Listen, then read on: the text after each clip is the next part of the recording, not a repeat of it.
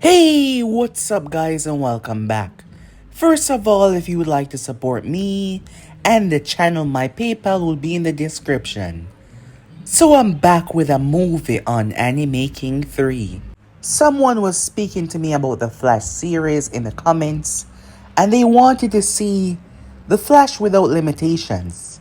As we all know, the writers always make the Flash has some loopholes to get defeated, or somehow he can't catch up with a car if the car just drive away after he save a person. Yes, there's always some limitations, always something holding him back. So what if we take all those limitations, all of those limits, and simply pull them out and toss them to the side? Yes, a movie. What if Naruto was a speedster without limitations, guys? So yeah, sit back, relax, and enjoy.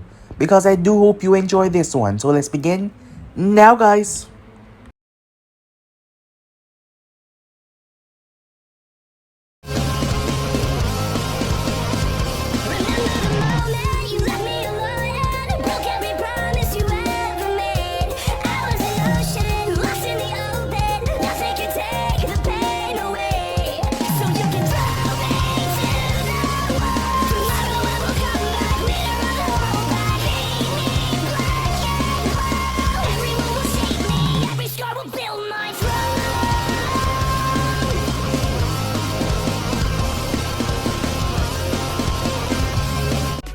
The Big Bang. Boom. When the Big Bang shattered the silence of the void, birthed in the cosmos, there were six primal forces that emerged to shape reality. Each was pure, an absolute, untainted by any form of morality. You had the force of matter, which formed the stars and the planets.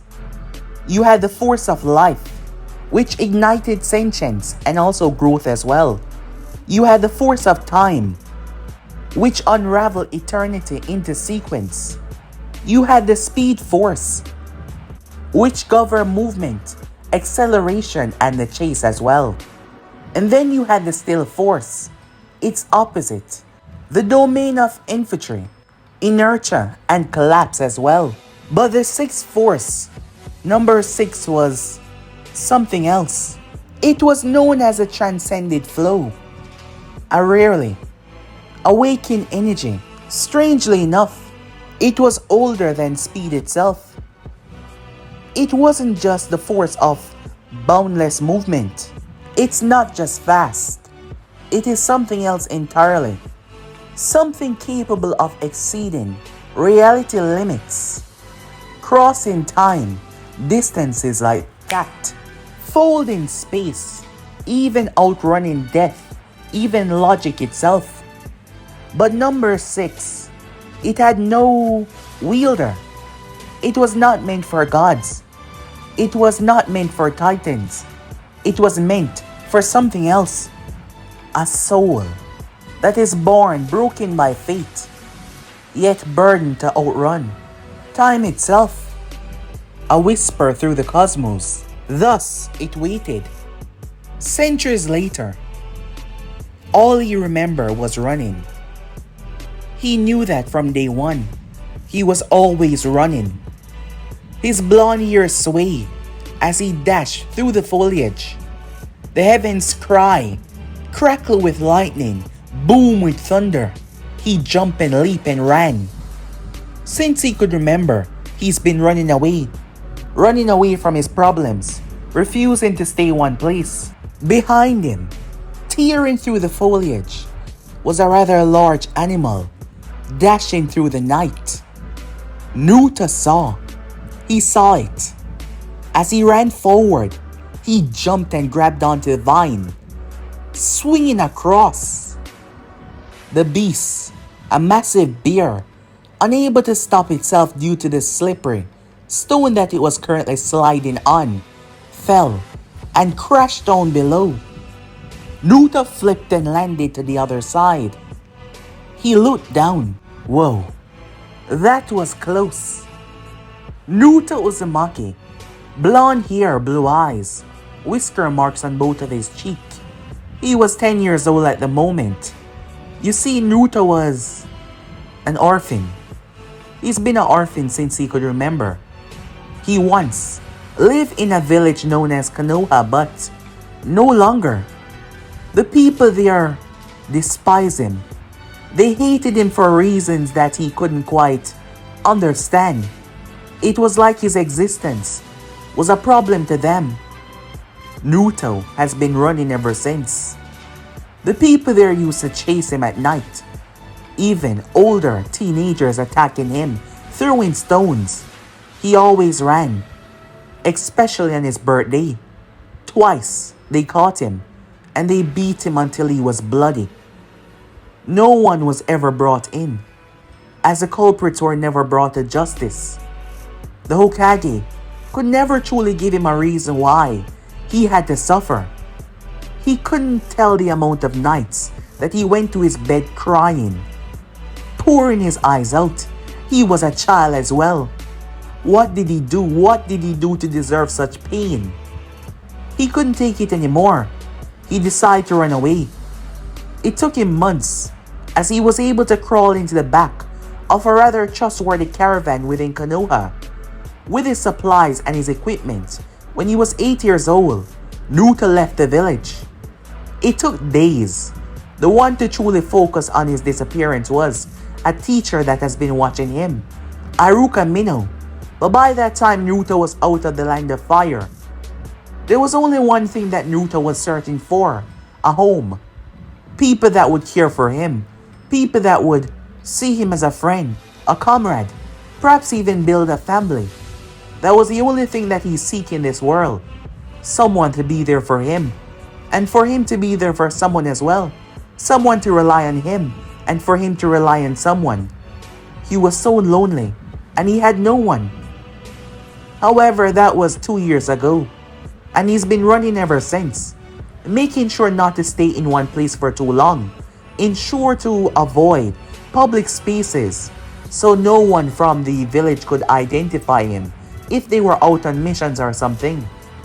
As he's been running ever since, on the run, searching for a home, but unfortunately, things weren't as better out here as he thought they would be. Most of the animals in the forest is trying to kill him, and then you had the bandits and the thugs. He's been knocked unconscious and restrained twice now. However, it seems like luck was on his side. He was able to escape both times, as he feared what would have happened if he wasn't able to truly escape. But he was out, and once again, searching. He had no idea where he was going. He had no idea where the other villages were located, or even if they would accept him. What if everyone hates him? He truly did not know. However, he felt deep within his heart that there was something out there for him. Someone. Maybe a whole bunch of people. The desire of a child searching for acceptance was pretty large. Within that moment, something phenomenal took place with Naruto Uzumaki. Naruto Uzumaki, he wasn't a prodigy. He wasn't a god. He was a lonely boy, cursed with a monster, scorned by the villagers, always running no matter what, running from the pain, running from the tears, running from the world itself. His very soul refused stagnation, as he kept on running forward no matter what, even if the world rejected him. Naruto gazed up into the sky. The thunder, the lightning seemed so loud. Naruto saw a brilliant red, yellow, white, green, all colors radiating through the sky. Truly amazing. Boom! Something struck the ground. Naruto started to run. He started to run. He did not stop as he kept on running and running and running until something slammed into his back. The scream that left his lips echoed throughout the field. Everything froze as time itself came to a crawl. The leaf, the raindrops, arcing through the sky was 10 bolts of lightning, all of them twisting and turning. moving beyond the speed that was time itself. They slammed into Naruto. Within that moment, his entire body was electrified. His eyes pulsated with so much color. His entire being lit up. His body was destroyed. Within the boy mindscape, the nine-tailed fox lay. As it looked around, suddenly, it saw it. An arc of electricity pouring through the halls. Boom! In the outside world, Naruto's body ceased to exist. Removed from reality as it was destroyed on a subatomic level. The bolts of lightning reducing him to nothing, not even ashes. Time was still frozen, as a moment did not even pass. The spurt of electricity merged together. The next moment, the entire field was gone. Enough energy to vaporize the entire place. And in the center of it all was Naruto, his body reconstructed by those strange form of energy lightning that just struck into him as Naruto lay there unconscious. And just like that, changes that would cause entire worlds to change had just taken place. Naruto Uzumaki was chosen by something older than he can even imagine. His pain made him endless. The force that gifted the power of a god that did not choose gods or titans, and yet it chose this boy. It did not choose him because of his talent. It chose him because he never accepted stillness. His soul only had one law: keep going. In order for him to truly become the conduit, it had to break him down and reform him into something better. After all, his nature was rebellion. Like the force itself, Naruto is someone that will rebel against the laws of nature itself. Rebelling against class, fate, chakra, and even death itself. Naruto was something else. The force didn't just give Naruto power. No, it bonded with him. He was the first living thing in existence to have the force bonded with him as he became something else. He is the Transcendent Flow. Time skip. When Naruto was waking up, he could hear the movement.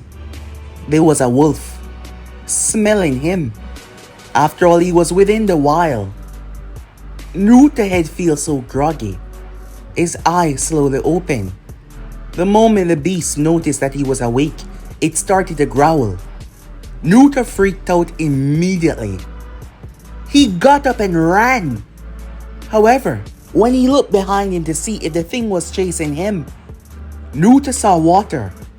He was so confused. He then looked down as he stopped running. What the? Naruto fell into the lake, soaked from head to toe. As the water felt so... Wait, he wasn't wearing any clothing. Naruto quickly swam back up, having a hard time doing so when he realized the lake was not as large as he thought. He was just being paranoid. Pushing himself back towards the shore, Naruto stood there confused. What the hell just happened, he said. How did he... None of this make any... Naruto gripped his head, feeling a unreasonable amount of pain coursing through his mind. It was in that moment Naruto's entire world was turned upside down. He did not know how it was physically possible, but Naruto had glimpses of what happened that day. It was like he was looking through the eyes of his parents and the Nine Tails as well, seeing every corner, everything that happened on that night. He also saw the man that his father fought. He saw his parents' final words to him. He saw the Nine Tails being sealed inside of him. Naruto was stunned, shocked. He also saw his parents and the Nine Tails, watching as the voltage of lightning raced through his system. How he knew these things? Naruto looked at his hands, trying his best to cover himself up. However, at the moment he was going through a lot. Now he knew why. He knew why they despised him. He knew why they hated him. As Naruto simply sat there. When he heard something. Hey, what are you? Naruto spun around. The person stopped talking though. Naruto was confused. He got to his feet. The person wasn't saying a word. They were still looking at the spot where he once was. It was a man with a horse walking down the path. Naruto tilted his head. Time seemed to return back to normal. The man looked around. Where did he? He turned his gaze back down towards Naruto. Confused. Naruto tried to shy away, and once again time seemed to freeze up. Blinking in shock.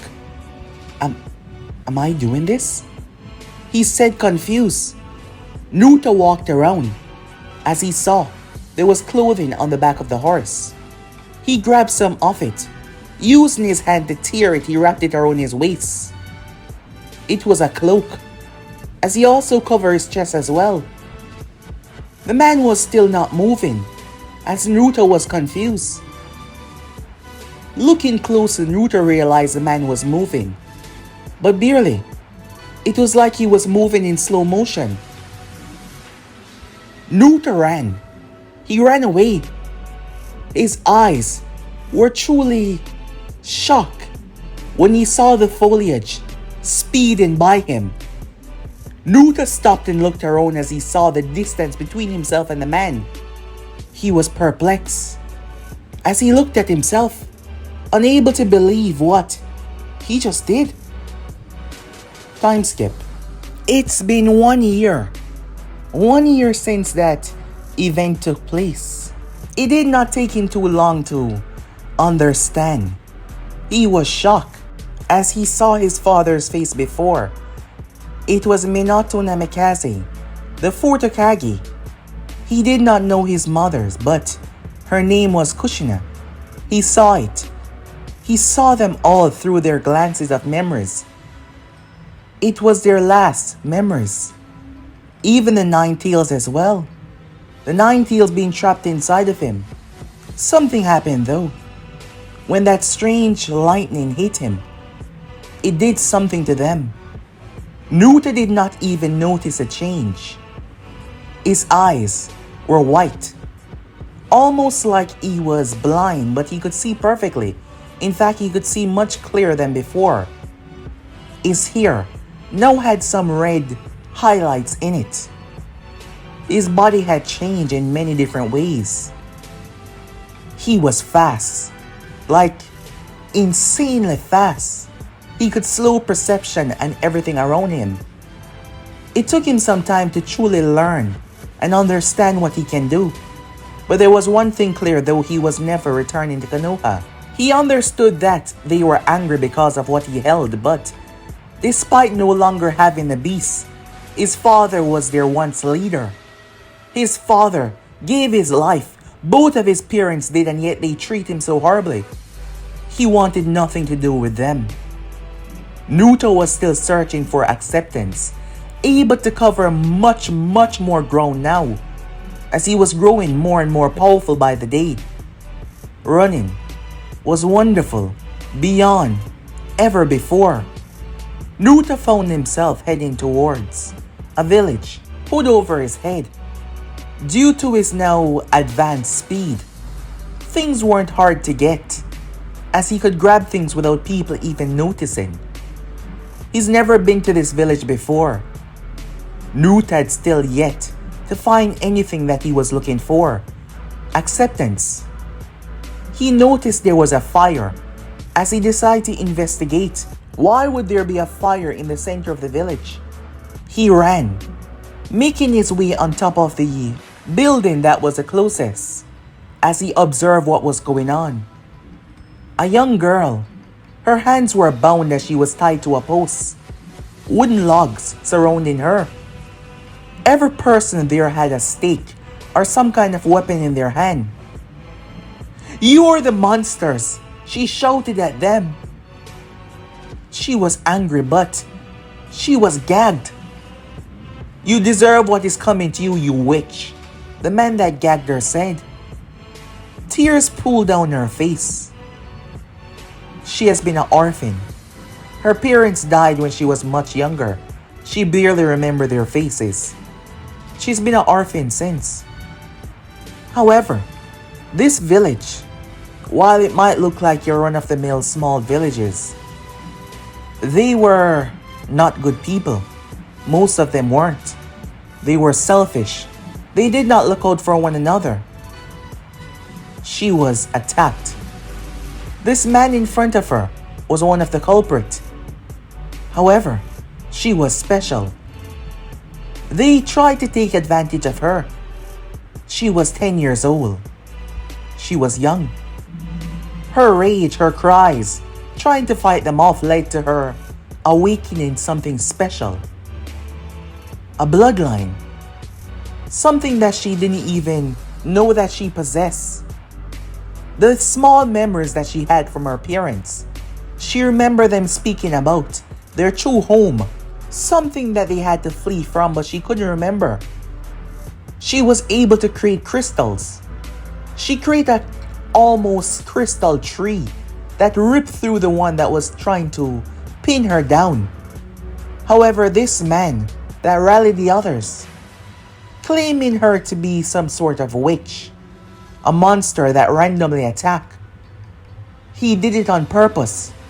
He killed innocent people because he knew if the truth came out, despite these people being selfish, they would make sure that he suffered for his actions. Instead, he decided to use the evidence of the crystals that she created. He knocked her out. The first effect did not last too long.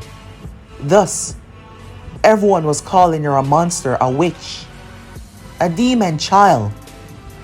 Tears pooled down her face. The man lit the torch in his hand, about to set her ablaze. Children died because of her. The people were ruthless. She deserved to suffer. Some of those children had parents. As none of the orphan kids got attacked, that should be strange alone on its own, given that she lived in the orphanage. But no one looked into anything. Their rage was blinding them. Naruto focused as he saw her tears. The man smiled as he was about to erase all evidence. He placed the torch, but it was gone. Him and the others were confused. The girl opened her eyes, moving her blue hair swinging to the side. She looked as she saw someone standing there. Naruto tossed it away. "Huh? Who the hell are you?" the man questioned. "What kind of people are you? How can you justify doing this to someone?" Naruto was reflecting on his own pain of the past, and his anger was coming out. That is no girl, she's a witch, a monster, and she deserved to suffer for her actions. Naruto did not know what was going on, but as he saw her tears, "I won't let you," he said. "Maybe she does deserve to be punished, but not like this," he said, looking at her. "She's manipulating him," the man said. "He's trying to help the witch. Take him down." Others out of the crowd dashed forward, trying to stab Naruto with spears and different weapons. Some even had rusted blades. Naruto dodged. They were confused. It was like he was 10 steps ahead of them. He was a small child. However, even when he wasn't even moving that fast, Naruto dodged, twists, and turned as he jumped, landed on one of the blades. He kicked the guy in the throat. He then jumped forward and stepped into someone's head. He grabbed the spear. He used the wooden part and knocked away their legs by spinning on the ground. He flicked in the ear and crushed his leg down in the guy's face, slamming him on the ground. Weapons were thrown towards him, but Naruto spun around and caught every one of them and threw them back, slicing a part of the enemies. Not anything to mortally wound or even kill them. Naruto sped behind the girl and sliced the rope as he removed the gag. "Don't worry," he said, as he picked her up in his arms. "I'll get you somewhere safe." Naruto sped off with her. She blinked her eyes in shock as they were on some hilly mountain top. What just happened? Naruto looked at her. It worked, he thought to himself. Naruto learned that the space around his body was able to keep himself okay. Given the speed that he was moving at, there was no problem. His clothes did not burn off. His feet were fine. There was a strange force that covered him. A special force that he couldn't quite understand. It went over the girl and kept her safe as well, at the speed that he was moving. He tried it with animals and it worked. This was his first time trying it with a human though. But she was okay. Naruto removed the gag from her. "Are you alright?" Who are you?" she said.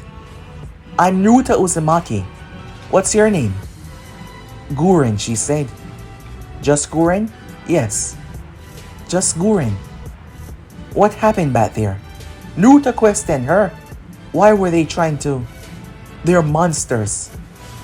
That man leading them. He tried to take advantage of me, him and another one, and something happened. She looked down.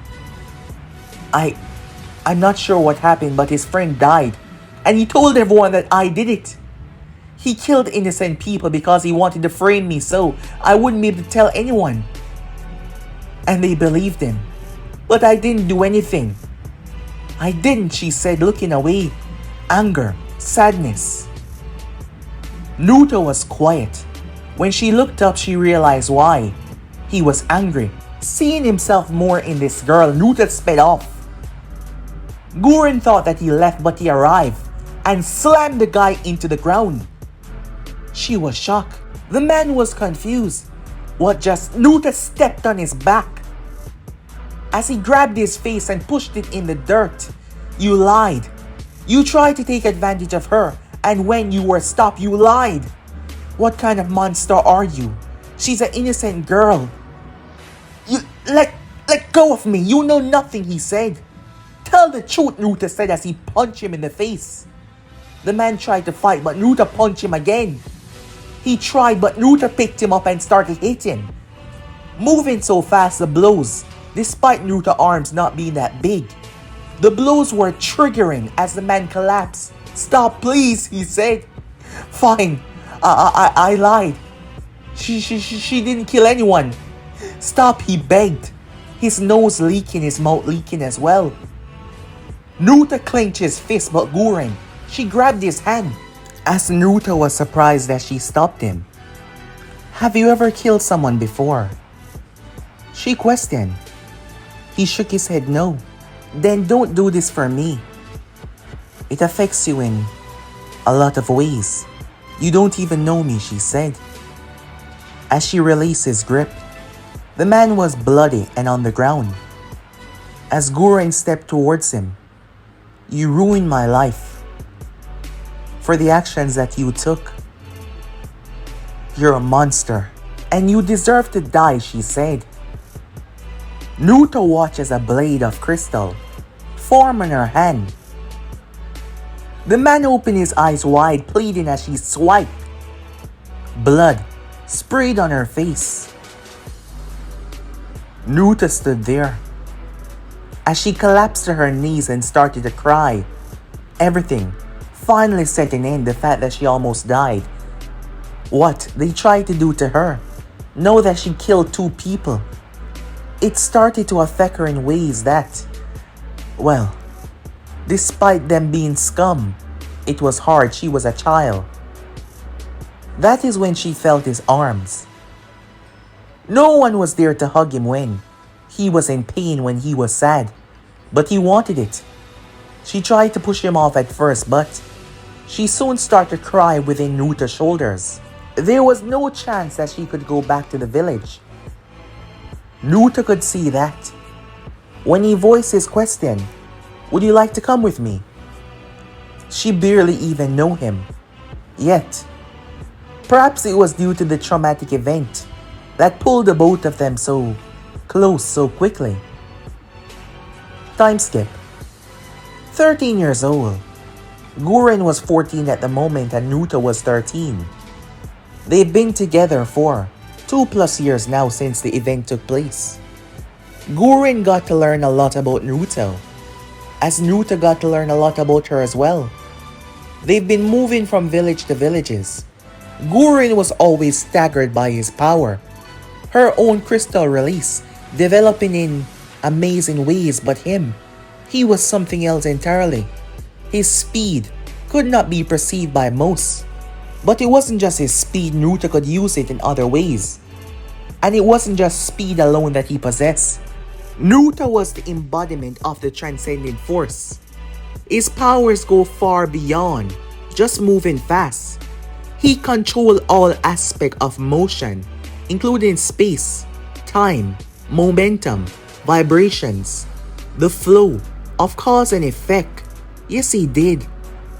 Naruto lacked physical strength due to his smaller form, and he realized that.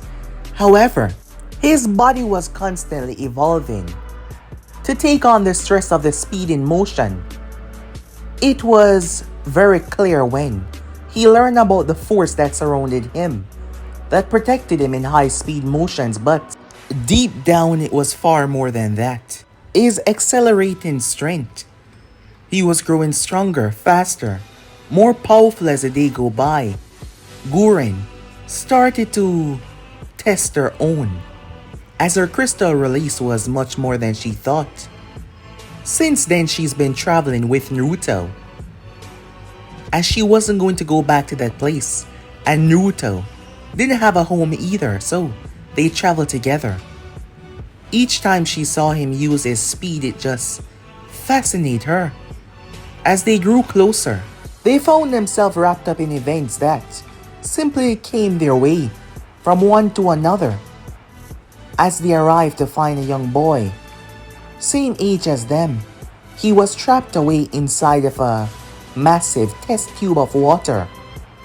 His name was Sugetsu. Hailed from Kiri, he ran away from his home. He got into some problems and now he was trapped. Naruto and Guren came here, as they got wrapped up into a whole nother scenario with a ninja that hailed from the land of rain, known as Aoi. Aoi possessed the Thunder Blade.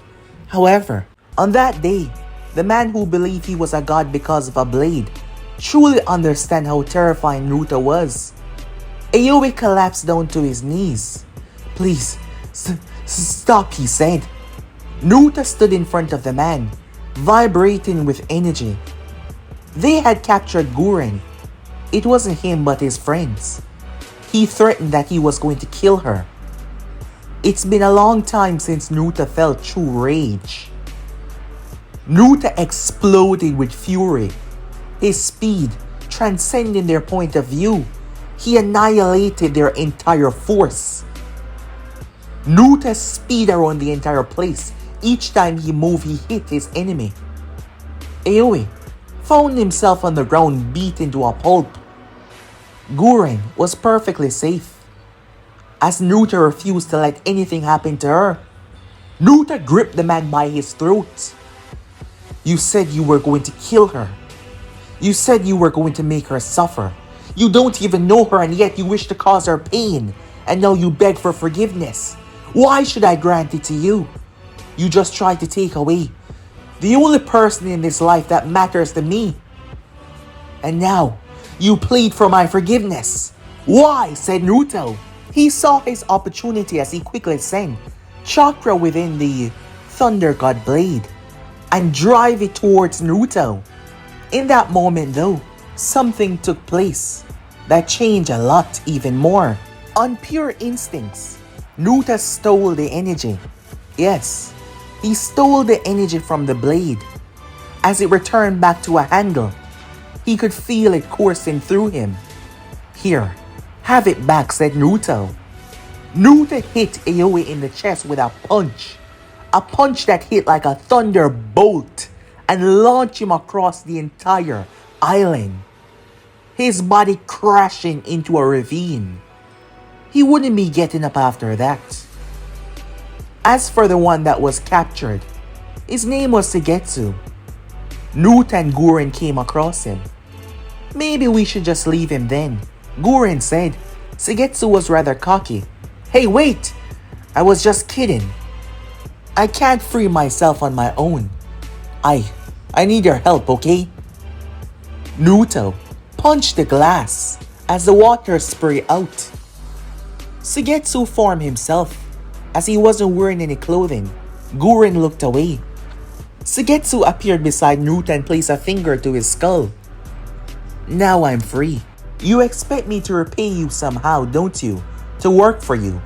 However, I can end all of this by simply taking you out. Do it, and it would be the last thing you ever do. Guren said, placing her blade at Suigetsu's throat, only for him to chuckle. That's not gonna work on me, he said. Naruto grabbed his arm and pulled it away.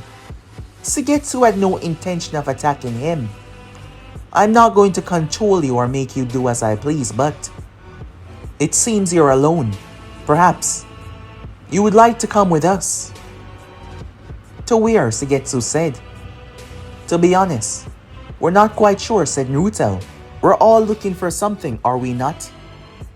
Little by little, their names started to go around due to their actions around the elemental nation, as there was many within Konoha that wanted Naruto to return, mostly because of the power that he contained.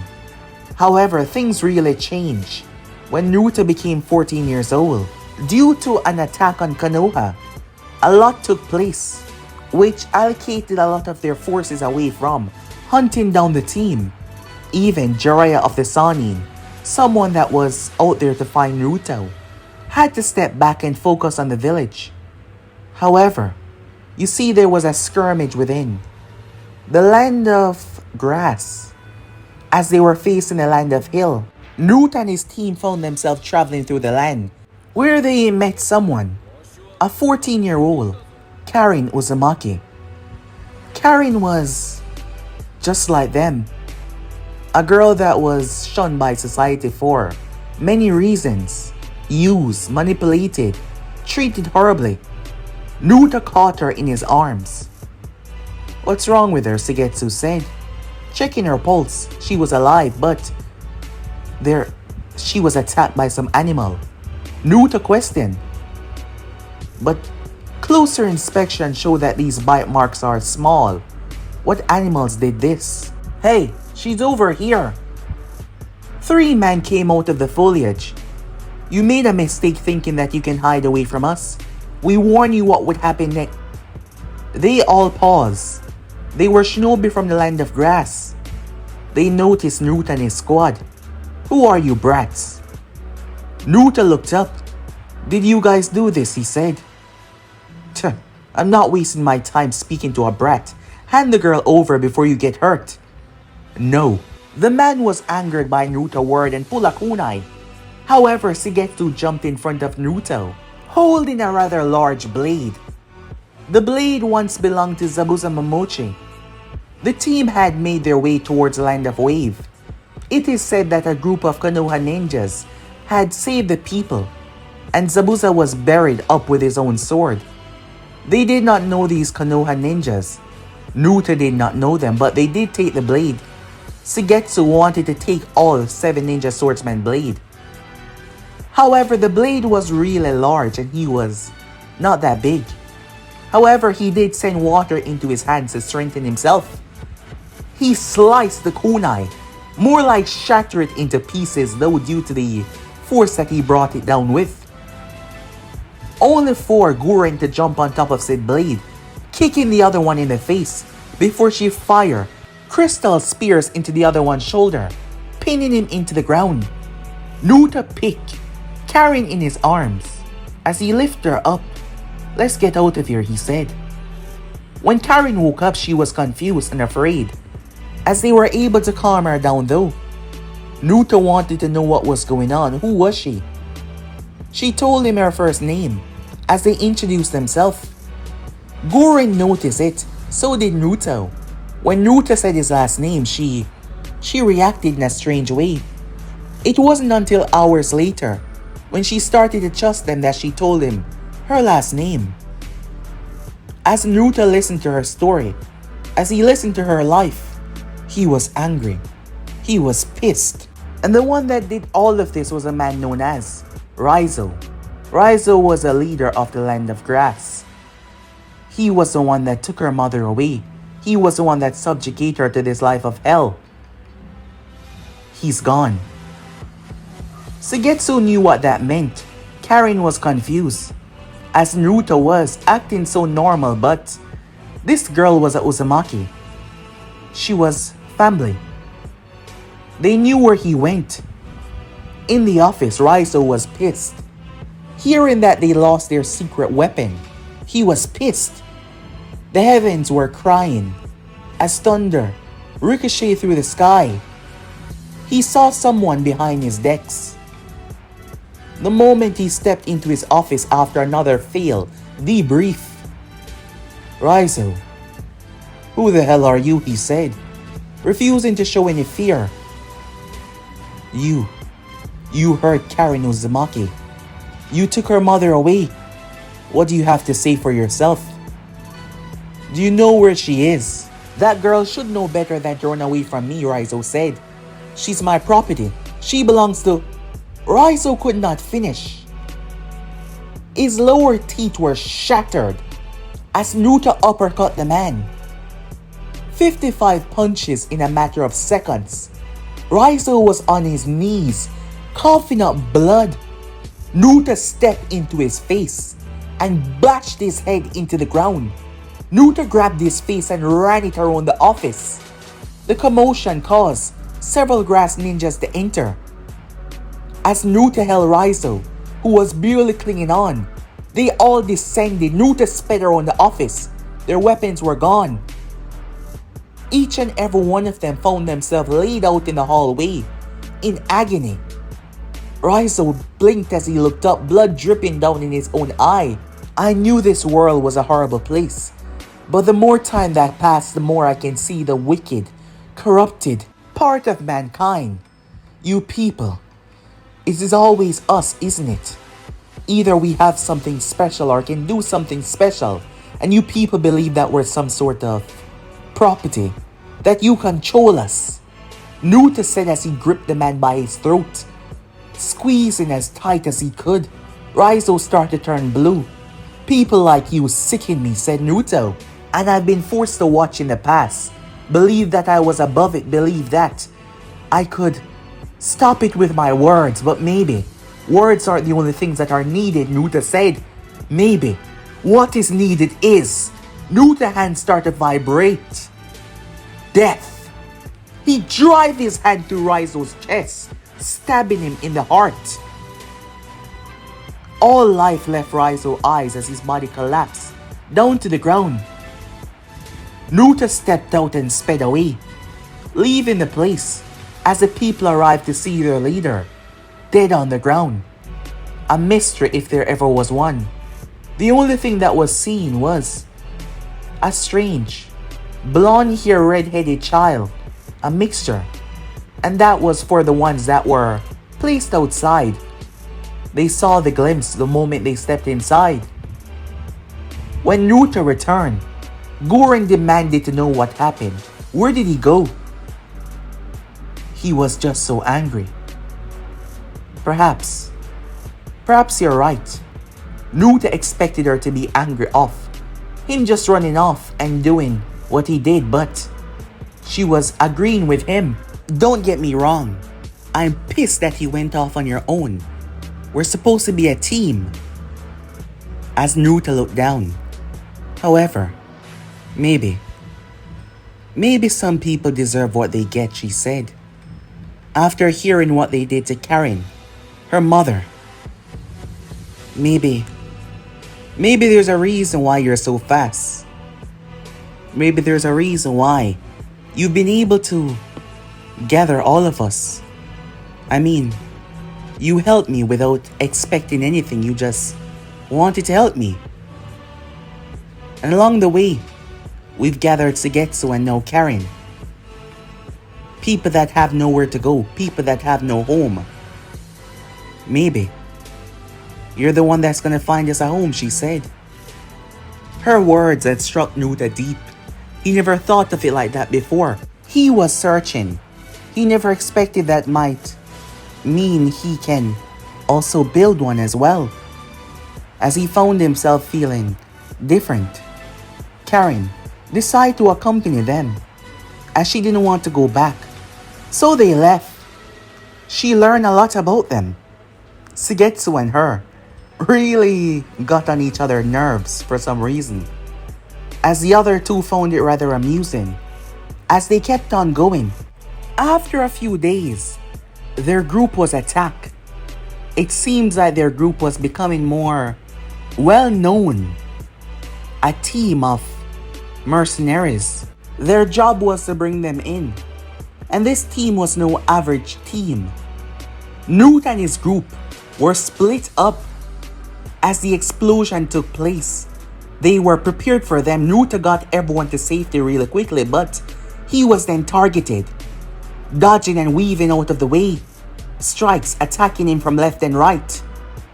However, Nuta team was no average team. Sugetsu dropped his blade, removing someone's arm and shoulder. Rather skilled for his age, but an electric blow slammed into him as he spasmed down on the ground. Guren created a crystal dragon that surged and swallowed three of them. She grabbed Karin and jumped out of the way. Karin wasn't a fighter, as she wasn't that strong or fast. Guren had to be by her side, aiding her. The numbers were large. Naruto was standing there. His whole body started to tremble. Electric surge started to surround him. He had no idea who these people were or why they were coming after him and his friends. But they were going to pay. Naruto sped away, reaching towards the opposite end of the, it was the proximity of the land of fire. A mass land that was so large. Naruto built up momentum as he ran, his body surging with power. Time slowed. He called it his high voltage palm. Naruto arrived and slammed his hand in a guy's stomach. The sound of the heavens tearing up could be heard. The momentum of 1,000 slaps in one attack, one strike. An electrical force was released upon contact. Several of them were sent sailing, the boom rupturing their eardrums, killing the first few. Naruto jumped out of the way and weaved and dodged. As spikes came out of the ground, he ran through them, leaping from one to another. He landed down and spun, sucking them in as he created a literal tornado. Naruto then released the voltage from his body, rupturing their insides and blowing them apart. He looked around as he rushed to the others, checking on them. They were fine. Sugetsu, he was susceptible to lightning, but he was getting back to his feet. Naruto found the closest one and ripped off his mask. "Who sent you? Who ordered this?" he said. However, as Naruto was cursing at the man to talk, his body suddenly caught on fire. Naruto looked around as the others were also burning as well. What the hell was that? Karin said, confused.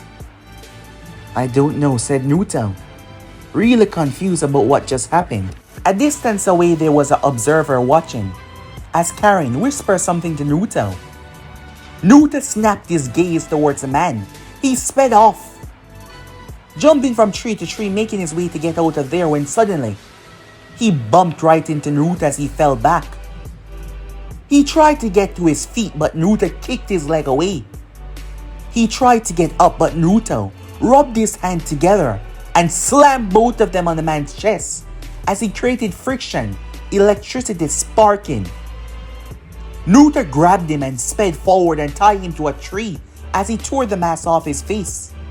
"Who sent you? Who hired you people to come after us?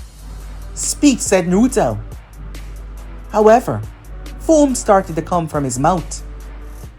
Naruto was confused, as the man just bit down on something ending his own life rather than speaking. He combust into flames. Naruto wondered who was behind this. Who was scary enough to make these people kill themselves rather than even talking? At Konoha, Danzo Shimura, not receiving a report, others were sent to the vicinity, and the bodies of his root ninjas were found. These mercenaries all belonged to him. It was a group of extraordinary young children, aged from 14 to 15. Children that possess extraordinary abilities, and Naruto Uzumaki was a part of that group. Danzo Shimura aided to retrieve him and bring him back to the village. You see, Danzo Shimura was not just the man that was hidden in the shadows. Danzo Shimura was the Hokage. The crazy event happened after the attack on Konoha. Tsunade Senju was the best pick, so Jiraiya saw it, but after a month of searching, Jiraiya was unable to locate her. Tsunade had actually moved out of the land of fire heading towards the land of water where she got a job. There was a sickness going on around there, and Jiraiya was unable to find her. The village needed guidance, it needed leadership.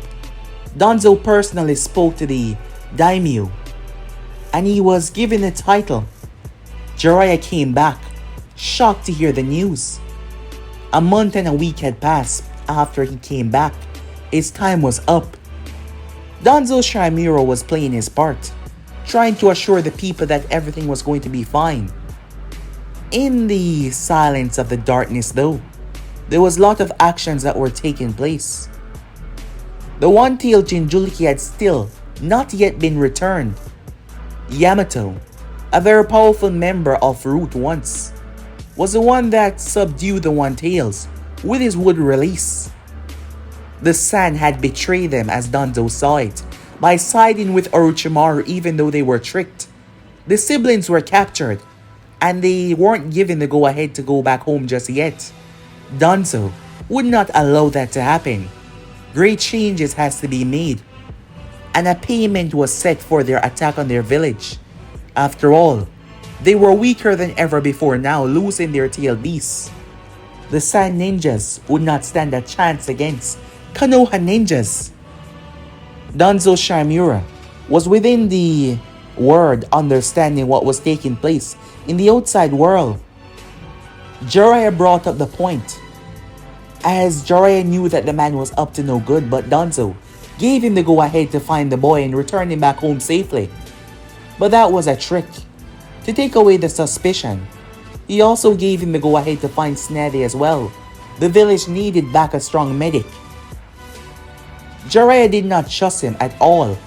However, he was now the leader of the village, and Jiraiya was a loyal individual. Orochimaru was still out there on the run as well. Danzo was well aware. That is why he would keep Sasuke Uchiha very close. But due to the public eye, there wasn't much that he could do to Sasuke Uchiha right now. However, he was a patient man, and a very smart man as well. Time skip. Snow. Snow was coming down, as Koyoki Kazahana was on the ground, taking shallow breaths. She was going to die here, she thought to herself. Her and her team was accompanied here. The ninjas that came with them did not come from any great nation. So in the end, they fled. Yes, Nidori and two others, hailing from the land of snow, attacked her and her convoy. And the ninjas that came with them hired by the one that was aiding her, Sandayo, a former samurai, well, still a samurai at heart. They tried to fight but they were overwhelmed. They barely escaped. They cancel a mission, leaving Koyuki and her team. Sandio believed that they still had a way to win this, that she can make her people change. She was the rightful heir after all, but she ran away like she always did. As she collapsed in the snow, she knew that she was going to die. However, she was picked up. When she opened her eyes, she felt the vibration as Naruto was warming her up by simply accelerating his body movements. Who are you? Said Koyuki. I'm Naruto Uzumaki. Who are you? Wait, I know your face. You remember watching the movie with Guren? You're Yuki, aren't you, the princess? Why did you save me? She said. My team and I came here for something, and I decided to explore the land, said Naruto. I found you here. I have to say though, this is one of my least favorite places to be. I don't like running on the snow. He was merely talking about nothing in particular, but it wasn't that intriguer about him. It was something else. He just seemed so open, like you can talk to him. So what's your deal? Why are you alone? She was just speaking to pass the time. So you're running away from your problems? I can understand that, said Naruto. You don't see any problem with that. You don't think I'm a coward, a fool? Of course not. I ran away from my problems a long time ago.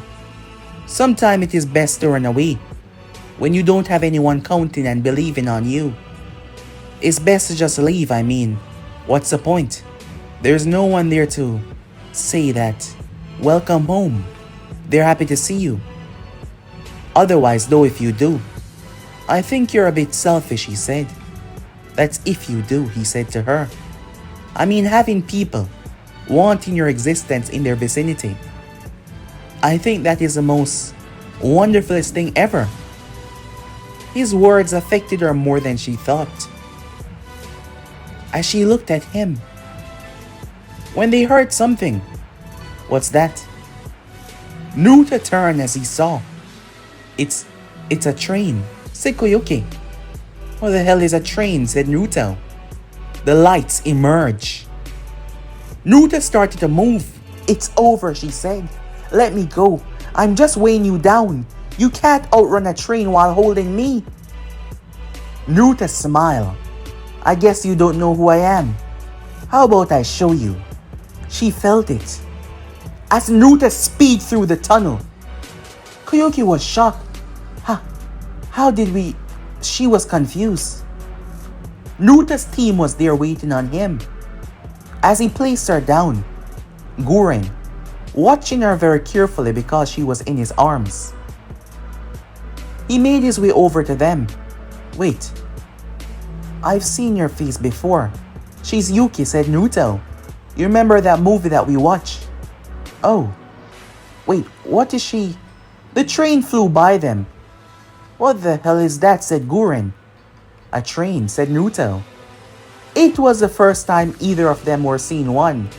That was what they thought. As Shigetsu spoke, they turned towards him. He's seen one of these before. Apparently he's been close enough to see one of these before in this land. That is when they saw Sandio. Koyuki saw him as she saw what was gonna happen. The train released compartments. A group of samurais. Naruto saw the weapons. There was a lot of them. Naruto sped forward, the samurais running towards it, despite knowing that the openings meant their death. They were shocked though, as none of them got hurt. The weapons were all dropped to the ground. Guren went through hand sign as a massive crystal shoot from underneath the train, making sure that it wouldn't be able to move anymore. However, that is when something came out of the other side. As it started to float in the air, It was a strange balloon, a skyship. Sandio started to walk over. Seeing Koyuki safe, he was happy, not knowing who were these three. Newt and his team was about to leave the island, but seems like they once again caught up into something that, well, they weren't expecting. However, Koyuki was grabbed by a strange device wrapping around her waist. She was yanked off the ground. Nuta snapped his head towards his team as he said something to them. In that moment, he created motion energy under his feet. The ring of pure motion energy gave Nuta limitless acceleration in any direction, which allowed him to run in the air or make 90-degree turns instantly. As Naruto was on the wire that was holding Koyuki, shocking the others as three of them emerged. They had on strange vests, using the strange device that seemed to have some magnetic will over their movements, allowing them the brief sensation of flying with a strange snowboard. He jumped down and released the build-up energy from the snowboard at Nuta's face. Nuta was sent sailing as he crashed back down to the ground. Koyuki was pulled up in the airship. Guren and the others made their way towards Sandio and the others for an explanation. Sandio looked towards the ground where Nuta dropped. "Aren't you going to check up on your friend?" "Oh, he's fine," they all said, because that was not Nuta. Nuta was simply too fast to be caught by that. Nuta created a speed mirage. That is what fell to the ground, the speed mirage. The real Naruto was on the bottom of the airship. As he wanted to know what was going on, his team would follow him. Koyuki was captured as she thought. They were brought back towards the palace. Naruto overheard everything. He heard about the crystal, he heard everything. The crystal was taken from Koyuki as she found herself locked into prison. The guard came there as her uncle. Yes, her uncle. He did not desire her death. Food was given until the guard fell to the ground. "Don't worry, you're going to be okay." She was surprised. I thought I'm much too fast to be defeated like that. But I'm fully aware of what is going on now. I can't believe that guy is your uncle," he said, stepping inside of the cell. Koyuki was confused. How did you... He walked through the metal. Nuta picked her in his arms and held her. "Don't worry, it's gonna feel a bit tingly," he said. Vibrating at the frequency, Nuta phased through the cell. Explosions could be heard. His team was here. Why are you doing this?" "To help you, of course," said Naruto. "As I said, you have people relying on you. So why not stand up for them and fight? You're their princess after all. And this Doto guy, he's not the leader. You are. So, the option is up to you. Are you going to abandon your people and your home, or are you going to stand up and fight?" "We can't fight him, he's much too powerful," she said. All that did was cause Nuta to smirk. "Time skip. Impossible," Doto said as he flew through the air, holding on to Koyuki. He had grabbed her once again. He wanted her to see the treasures that her father left behind. However, what was impossible was the fact that he left the three of his best warriors behind to handle the kid, and yet, in less than 1 minute, the kid was on his trail. He picked up the pace and shoot off, but yet, Naruto was blitzing through the snow. It was hard to run in the snow, but while running, Naruto was vibrating, as Naruto could vibrate at different frequencies. Naruto was vibrating enough to create a literal shocking wide range of effect around him that was melting the snow in his vicinity. The amount of force that was trembling off of him was enough to superheat everything around him. A distance away, Sandio was shocked. These children, they aren't just children. As an army of snow ninjas were knocked on their ass, by Guren and Sugetsu. The red-headed girl over there knew where all of the enemies were, hiding or not. As they saw where the massive glaciers were, back to the other side. "Why won't you die already?" Naruto said, creating two twin black dragons and rained them down on Naruto. Naruto ran and literally surrounded his feet with the energy. He stepped on the dragons, stepping on the chakra. Naruto swung his arm as Naruto flipped over it, snapping his head into the sky with a kick. Naruto staggered back as he started to bleed from the mouth. However, he was right next to the equipment. He slammed the key inside of it.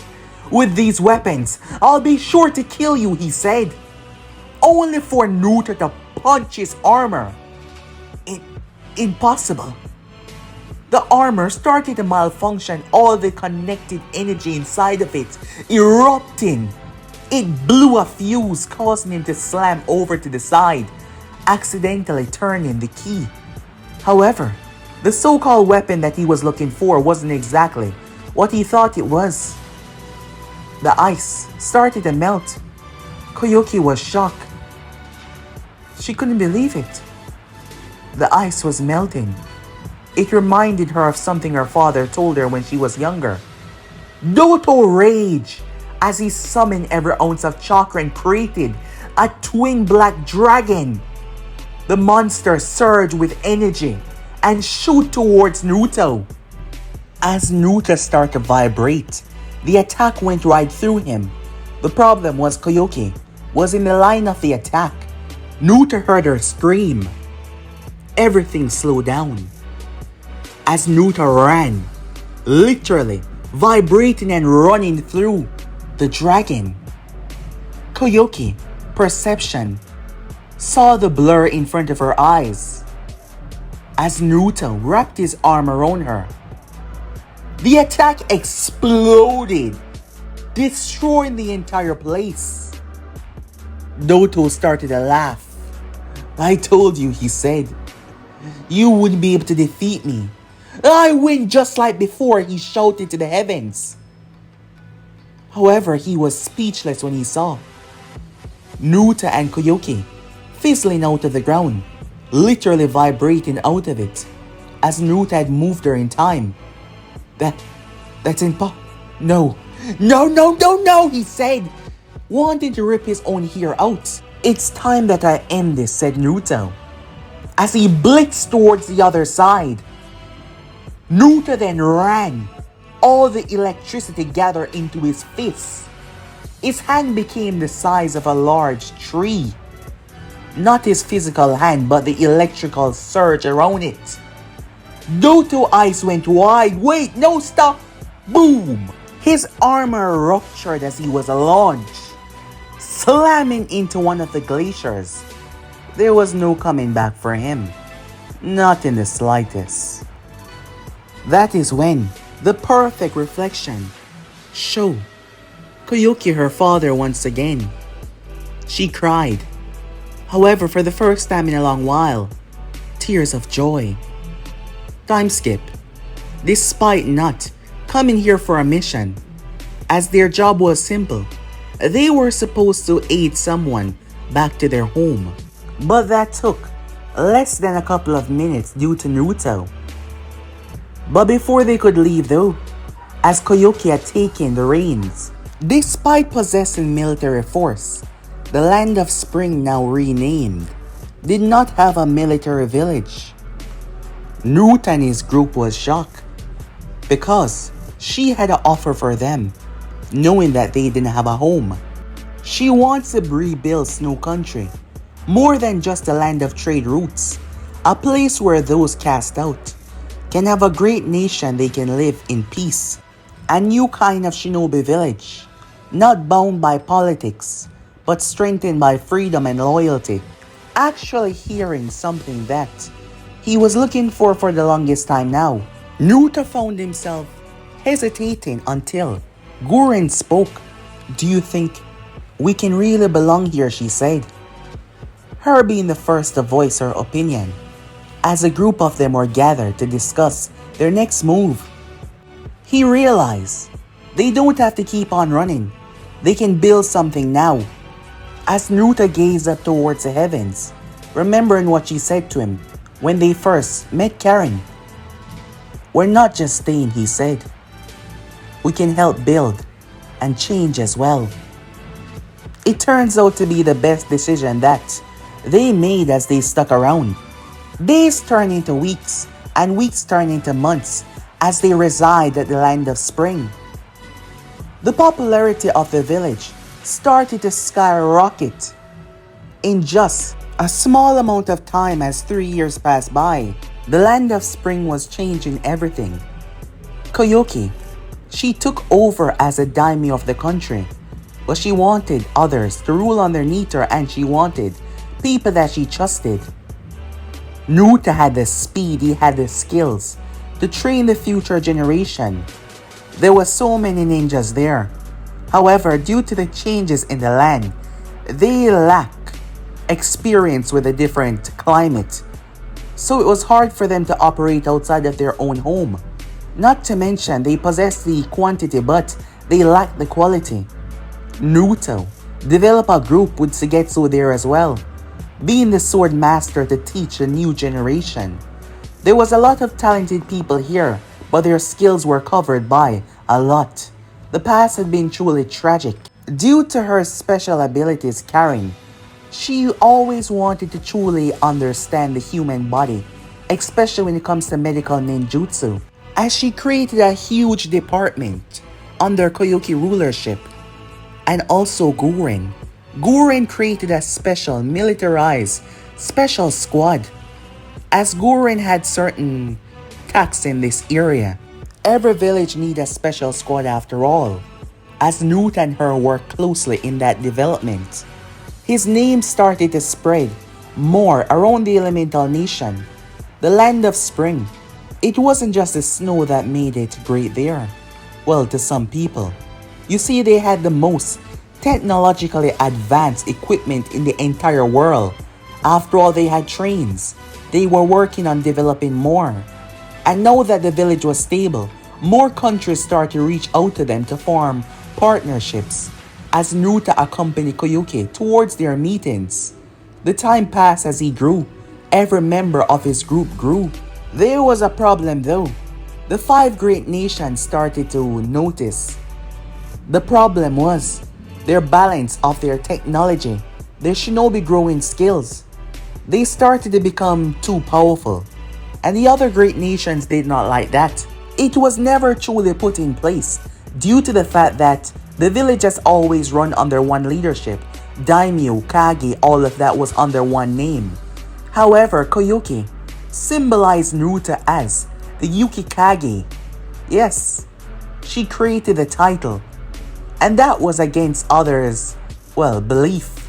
That was against former growing villages that took years to come together. That was against the great nations. They hated it. The growing popularity and granting one a Kage title was not something that they were going to stand for. The villages were becoming, angry at this growing population due to the fact that due to their growing technological advancements, many villages were starting to create businesses. Many villages start to move their operations, even ask for aid in terms of technology advancement in the ages. After all, technology was the future. And the other great villages, they did not like that in the slightest. Conflicts started to rise. It started with a simple incident. There was an explosion that claimed the life of a few of his shinobis. Naruto was on the scene. As he gazed around, he closed his eyes. You see, Naruto has developed his sight to see the motion in everything. He called it his flow sight, which allowed him to predict where things would move, to predict how actions would take place. It also allowed him to track hidden enemies, steps in battle, or the chakra, even through the wind itself. Due to the intensive development of this ability, Naruto was able to push it to the degree to see exactly what happened. He was able to read the past actions of post-battles by seeing the past momentums and the past echoes, as his eyes was operating on a different level entirely. Naruto replayed the motion residue and saw the attack. He saw the shinobis and where they came from the trail. He saw the explosives that were planted. He saw their movements. He saw his people, and it angered him. Naruto sent word for the others to report back to the village. As he made his way, the ninjas who left last night, making their way back to their village, suddenly felt something. All of their weapons were gone. They heard them clink in front of them, a few feet away. Standing there was Naruto. He has truly changed. His hair was a bit more on the, orange side. The blend of the colors in his hair coming together. His eyes, pulsating white. It was the energy coursing through him. Why? Why was this done, he said. Standing at 6'2", he was taller than all of them. The ninjas, jonins and chunins, there were 6 of them. Neither of them wore a mask. Neither of them wore a symbol. Tell me, I'm not going to ask you again, why did you attack this trading post and claim the life of 4 individuals? Naruto said as he gazed towards all of them. They looked down towards their weapons. One of them made the foolish mistake to try and reach it, but the next moment his body collapsed down to the ground. As Naruto returned back to his spot so fast, all they saw was the blur. Naruto snapped his neck like it was nothing. He was pissed, truly and really pissed, because Naruto knew those 4. He was the one that assigned them to that area. He knew them. This place was his home. These people were his family. Things that Naruto has been searching for his entire life, and yet, just like that, 4 people was killed because of these people in front of him. I'm going to ask you one more time. Why? Naruto said, going against his own word and speaking once again. The leader stepped forward. However, his hand signs were already in motion, and that is what caused him to see the death of his people. Naruto blitzed and ripped out someone's heart. The Kunoichi saw her own heart before she died. Naruto dodged under a blow before vibrating his hand through a guy's skull. Another one tried to grab him as Naruto extended both of his hands, electricity cooking them from the inside out. The other 2 tried to pull back, but Naruto removed their heads, dropping their own weapons as he did. The leader turned, but Naruto slammed him into the ground. The man was startled. All of that, to his perception, was like not even a blink, beyond a blink. Naruto lifted him up with one arm, tearing his mask away. He rested his hand on the man's chest. The voltage that Naruto sent through him had him screaming. It had him screaming until his voice was hoarse with pain. There was no sympathy, no empathy within Naruto's eyes. Who sent you? Ninjas were loyal to their village, ready to die for their nation. They were ready to suffer and die for their home. Despite the pain, he was keeping his mouth shut. That was until Naruto decided to do something else. Naruto created a ring of infinite speed. Over the years, Naruto has pushed himself a lot. Not even he know the true speed that he possesses. As Naruto created a temporary prison of pure motion where his enemies cannot act. Inside of it though, they could feel the passage of time. Due to the fact that Naruto was moving so fast, it felt like one day was at least 10 years because their body is much too slow to keep up. Thus the time affected them differently. Naruto then hit him with the electricity. While the time was moving standard outside, even slower because Naruto was moving so fast. Inside, The man's mind could not process or understand. All he could feel was pain. By the time Naruto let up, he felt like he was inside for 100 years. His mind had been fractured. His mind could not understand pain anymore. The slightest touch would cause him agony. So when Naruto voiced his question, the words that came out was just everything. Everything that his mind relayed from that moment when hearing a certain phrase, like for say, who sent you? Everything. As the person had spoken to him, send him here to do this mission. It was the start of something much more big. Naruto was shocked when he heard. Naruto held his hand up, vibrating as he ripped through the man. Naruto made his way to Koyuki. He would like to speak to her before he made a move. The both of them has been working in tandem. The both of them has been working well over the past couple of years. Koyuki and Naruto sat down to have a meeting. She was shocked. She expected there to be some retaliation, but not this. Never this. Time skip. Both Naruto and Guren observed the citizens down below.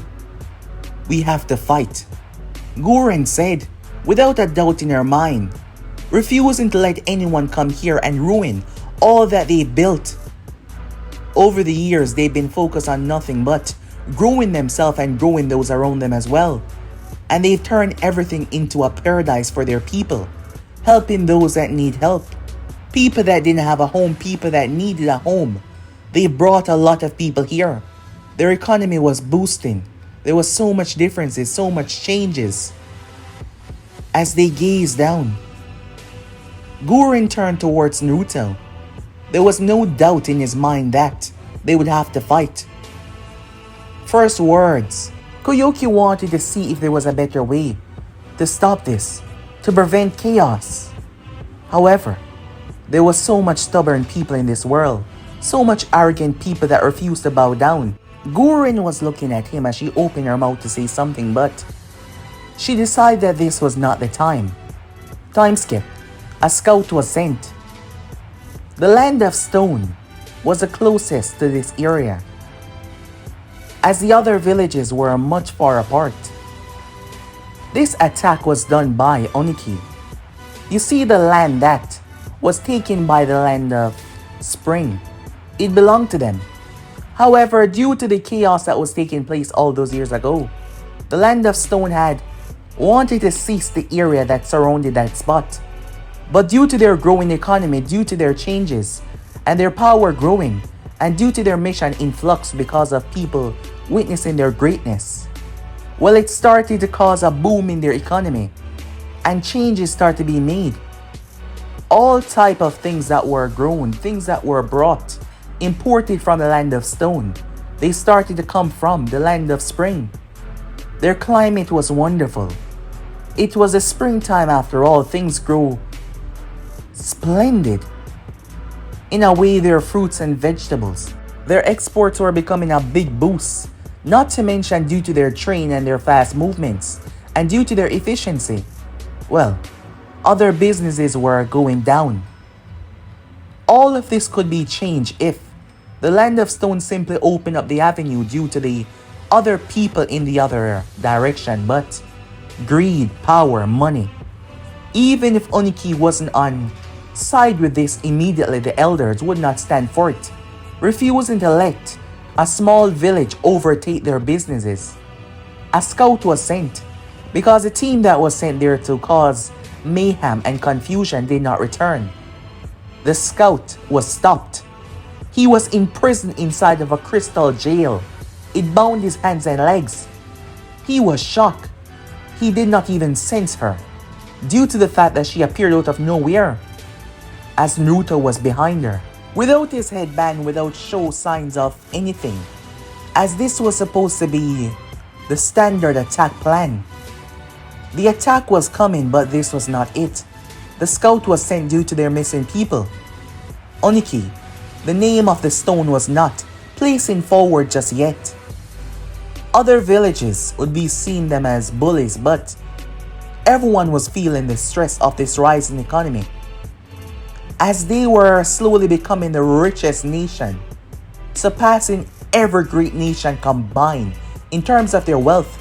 One and one they already surpassed them, but combined, their gross economy was going to be something larger than anything anyone has ever witnessed.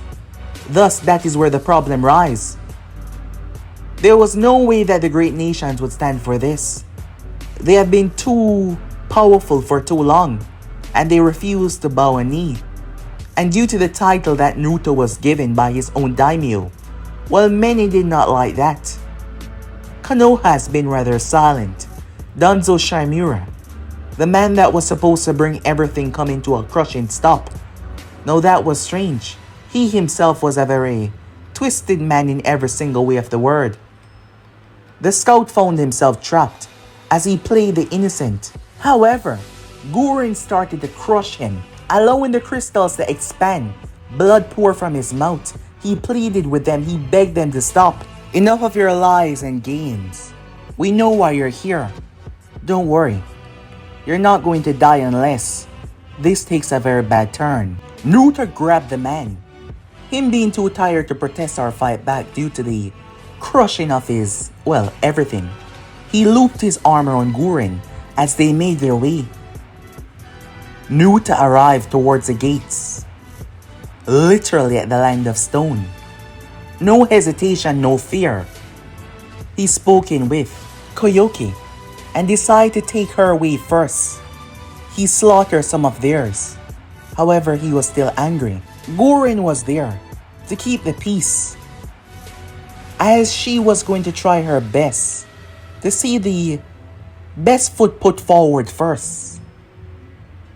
Their people at the gate were truly shocked, never expecting this. Naruto refused to release their man. Word was sent back to Oniki and he accepted their little walk into his village. They were not led to his office, of course not. They were led to a different area, a massive, open space, as they stepped inside of a strange building. Oniki was already there waiting on them. The village took them on a detour, it seems, a trap or whatever, but neither seemed to care. Once they were there, Naruto tossed their prisoner down to the ground. Oniki raised a hand as he was taken away. He descended down towards the two of them, making sure to still hover in the air, gazing towards the two. Let me guess, he said. You are the Yukikage, he said, looking at Naruto. I know what you did. I know what you sent your people here to do. 4 lives were taken. 4 of my people were killed, said Naruto. So I slaughtered the squad that you sent. Oniki showed no emotion on his face. And what if I say I don't know what you're talking about? We're not here to fight, Guren said, stepping beside Naruto. We're here to come to a peaceful arrangement. We don't want any war. We are just trying to coexist. We know that you had your eyes on the land that is between us, but rightfully it belongs to us. And I'm sure that the thousands upon thousands of acres that is in the other direction is not something that we would ever go against. So we would like to come with a peaceful option. We would like to stop this before it even starts. Oniki looked towards the both of them. You two are just upstarts, he said. You two believe that you can come in, grab this village and take control of it, and then start to change the rules. Things have been like this for many years now. The former leader of the land of snow, he said, personally calling it that to make them understand. He understood our deal. And that was our land to move through even in the wartime. It doesn't matter if it is in your village name or not. It belongs to us. So the only treaty or any signed paper that will go through today is you and your people moving away from that part and allowing my village to fully take it as our trade route, he said. Or else there shall be no hidden snow left, he said. It's the land of spring, Naruto said, Call it whatever you might. Call yourself whatever you might, but you are no Kage. You are just a child playing a game. You know, I was hated back in my former home, said Naruto. I had nothing and no one. However, throughout the years, I was able to get people on my side. People I love and cherish, and now, you like to take that away from me because of a land that we owned. Fine. We don't have to be friends. We don't have to come to any deal or anything. But I'll tell you this now. If you send your people to attack my home, I will kill each and every one of them. Oniki smirked. And who told you that you are going to leave this place, he said. Walking in here was a very stupid idea. Naruto could feel their momentum. He could feel their motions outside. There was a lot of them. But neither him or Guren seemed to be, well, they did not really care, despite the numbers that surround this place. There's a reason why they were taken for a stroll around the village, to waste their time. You truly have no idea who I am, do you? Naruto said as Guren stepped back. She nodded towards him. Naruto was gone. Oniki was confused. He looked around. Where did he go, he said. However, the next moment Naruto came back inside. As he tossed a lot of things down to the ground.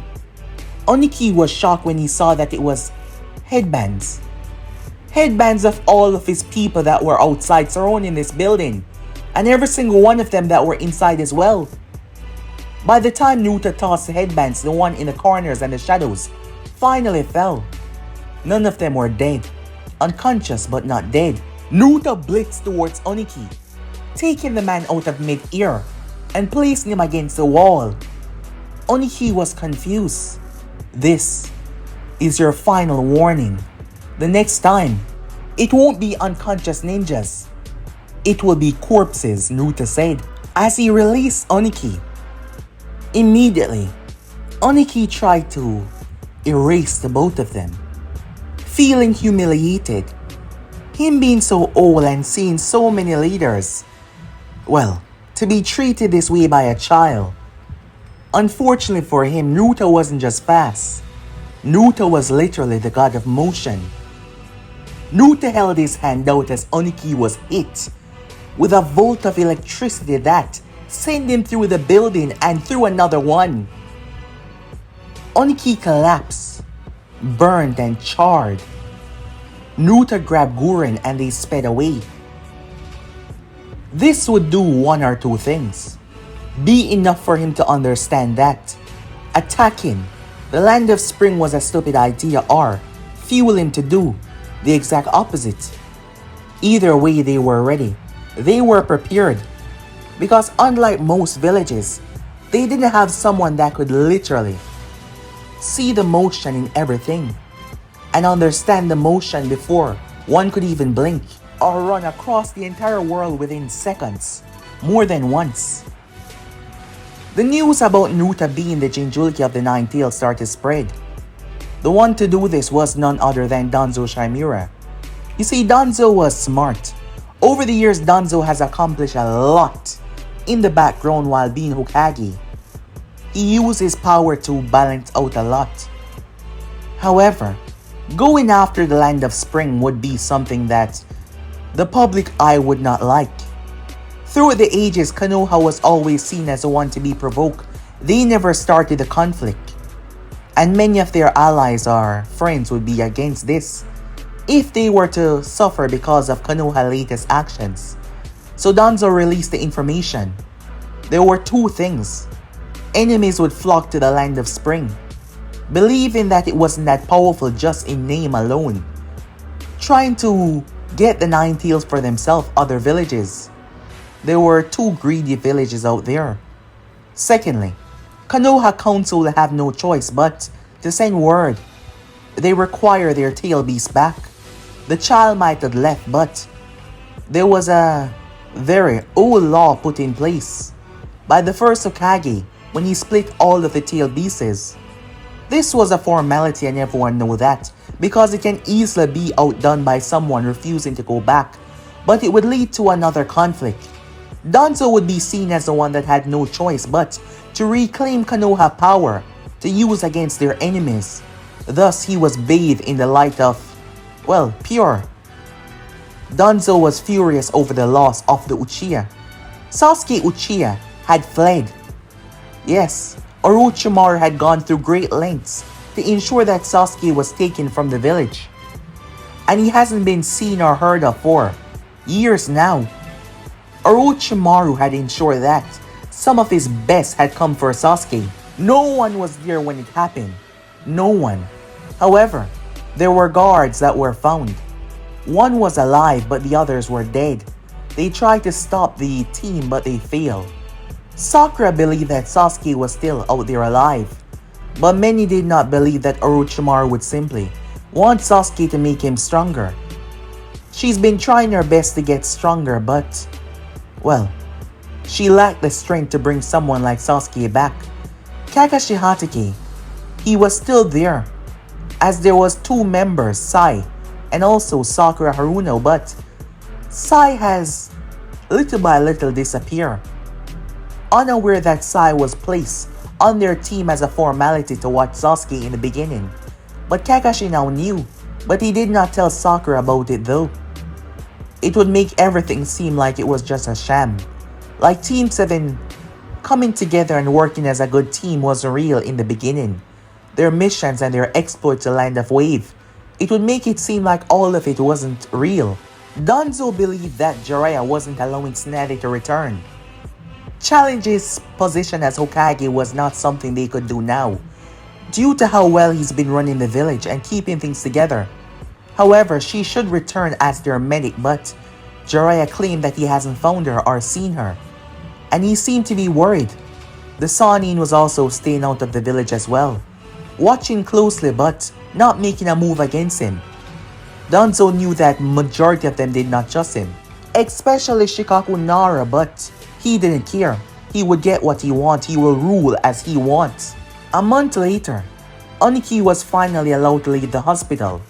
The burns on his body had affected him greatly. He was already an old man, and he almost died from the simple attack.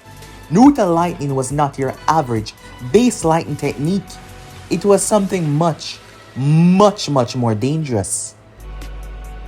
You see, due to the rising popularity of their special Kekigenkais, the lost members from Kiri that had seen the war there had relocated.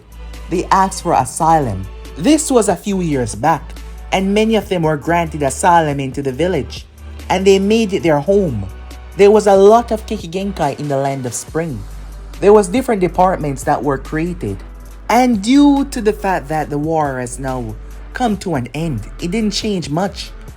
As the people resided here that had chose to stay, some of them returned, but majority of them were still here. The ones who returned due to the asylum that they were given, to step away from the chaos and destruction, but they loved their homeland. They might not love the leadership, but their homeland was now safe. They were no longer being hunted because of the power that they wield. Guren learned not a long time ago that she was originally from the village. Her clan was a dying breed. As if there was members out there, they were somewhere across the world. Her family had left a long time ago. However, this was her home now. The rise in mission completion from their side started the other village to notice their strength and their powerful tools and weapons as well.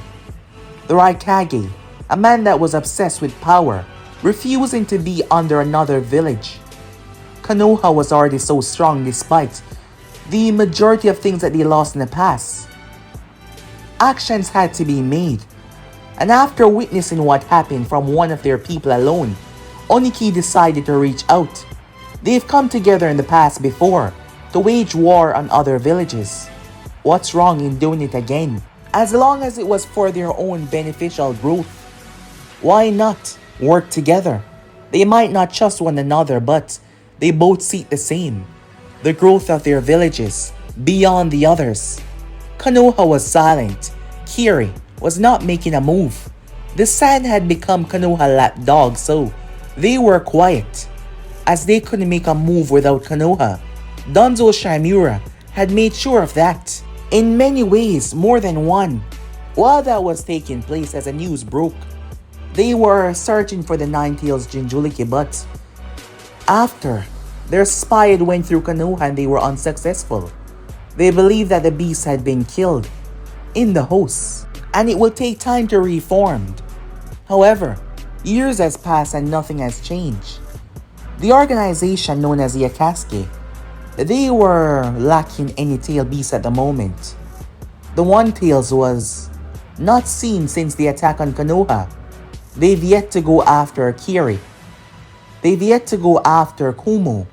Due to what was going on, Kumo was keeping their Jinchurikis very close to the vest. Kiri Three Tails was killed not too long ago, so it will take a little while to reform. The Six Tails could be found. The 7 and 8 though, well, the 7 was easily accessible. Their overwhelming strength would be able to take that. The 8 Tails was Kumo. As for the Hidden Stone, due to the conflict that was now taking place, they too were keeping their Jinchuriki to their vests. They were very close, so the organization was trying to make a very secretive play right here that will work out in their benefit. Unfortunately though, Itachi Uchiha left the organization. He simply vanished. There was a reason behind his movement though. Itachi Uchiha, he was hunting down someone. Itachi was hunting down Orochimaru of the Sannin. Sasuke Uchiha was gone. It is said that he perished under the might of Orochimaru. This came directly from Sasori, who had a spy with Orochimaru. Itachi Uchiha wasn't supposed to care about that because he did not care for his clan or anyone there, but it was soon after that he left. His mind was confusing to most. It is said that Sasuke, his younger brother, was dead, and he was just gone, leaving Kisame without a partner. The Akatsuki doesn't like those that stray away from their cause. It angers them. First thing first though, the conflict that will start will lead for many openings. The Nine-Tails would be taken by the leader of the organization. He will go for the Nine-Tails personally. He heard about the Nine-Tails' growing strength, him taking the title of a Kage that was created by his own daimyo. While most did not recognize it, they did not seem to care. And despite knowing the public effect on their image, because of their growing economy, as the great nations would not stand for this. This was actually something that the leader hated. He hated the great nations, but nothing will stop his plan. If it means condemning a smaller village without their leader, well, it does not really matter to him now, does it? A simple action can change everything. As Zetsu was sent to the village to scout their weaknesses. Unfortunately though, their technology was something that he's never seen before. They've somehow came up with a special type of barrier. This wasn't Fuinjutsu. The machines that were there were rather large. The closer Zetsu got, the more he felt like something terrible was going to happen. However, Zetsu was special. He liquefied himself. As he did not possess the normal human properties, he was able to slip through. However, he saw it, a mix of Fuinjutsu and technology as well. Perhaps to scan anyone. Getting into this village would be much harder than they originally thought, as Zetsu tried his best to locate the weaknesses of the village. There were so many different people here, from different regions all over. He returned back with information. Zetsu was needed for this next part of the plan, as Zetsu was able to completely surround the path of pain, using himself as the perfect decoy. As this thing could not sense what Zetsu was because he wasn't human. The paths of pain had chakra inside of them, but you see, Zetsu chakra was not your average chakra. It was special in different ways. That is what they believed though. The moment they got inside, they were greeted by a squad Shock, Zetsu was. So was the path of pain as well. He had long orange hair and piercings. They knew that Zetsu had infiltrated the village.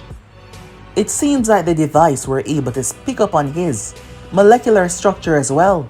They've been preparing for all kind of attacks. However, the orange hair one was not exactly a normal person. Summoning jutsu. 5 others were summoned.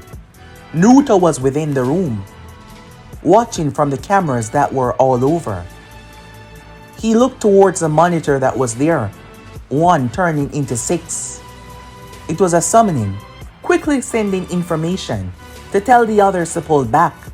Suigetsu was already on the battlefield as he swung his massive cleaver. He was shocked though. It was blocked by the hulking pain. The revival pain. Suigetsu smirked though. He relinquished the blade and turned to water and slipped through the thing's leg as he kicked it in the back. Well, he tried, but it spun around and grabbed his hand. How the hell did you see me? Suigetsu said as he caught his blade, making his arm larger and swing. But the path jumped in the air. The absorption path tried to punch him, but his hand burst right through Suigetsu, not harming him. Suigetsu smirked as he held him there. Now, he said, arrows. Specialized arrows rained down on the paths. As this area was devoid of people, as stated, Naruto and his people were ready for this. The arrows came down and immediately they started to explode. Suigetsu was already out of there. However, the special charged chakra was absorbed by the absorption path. Tendo made his way.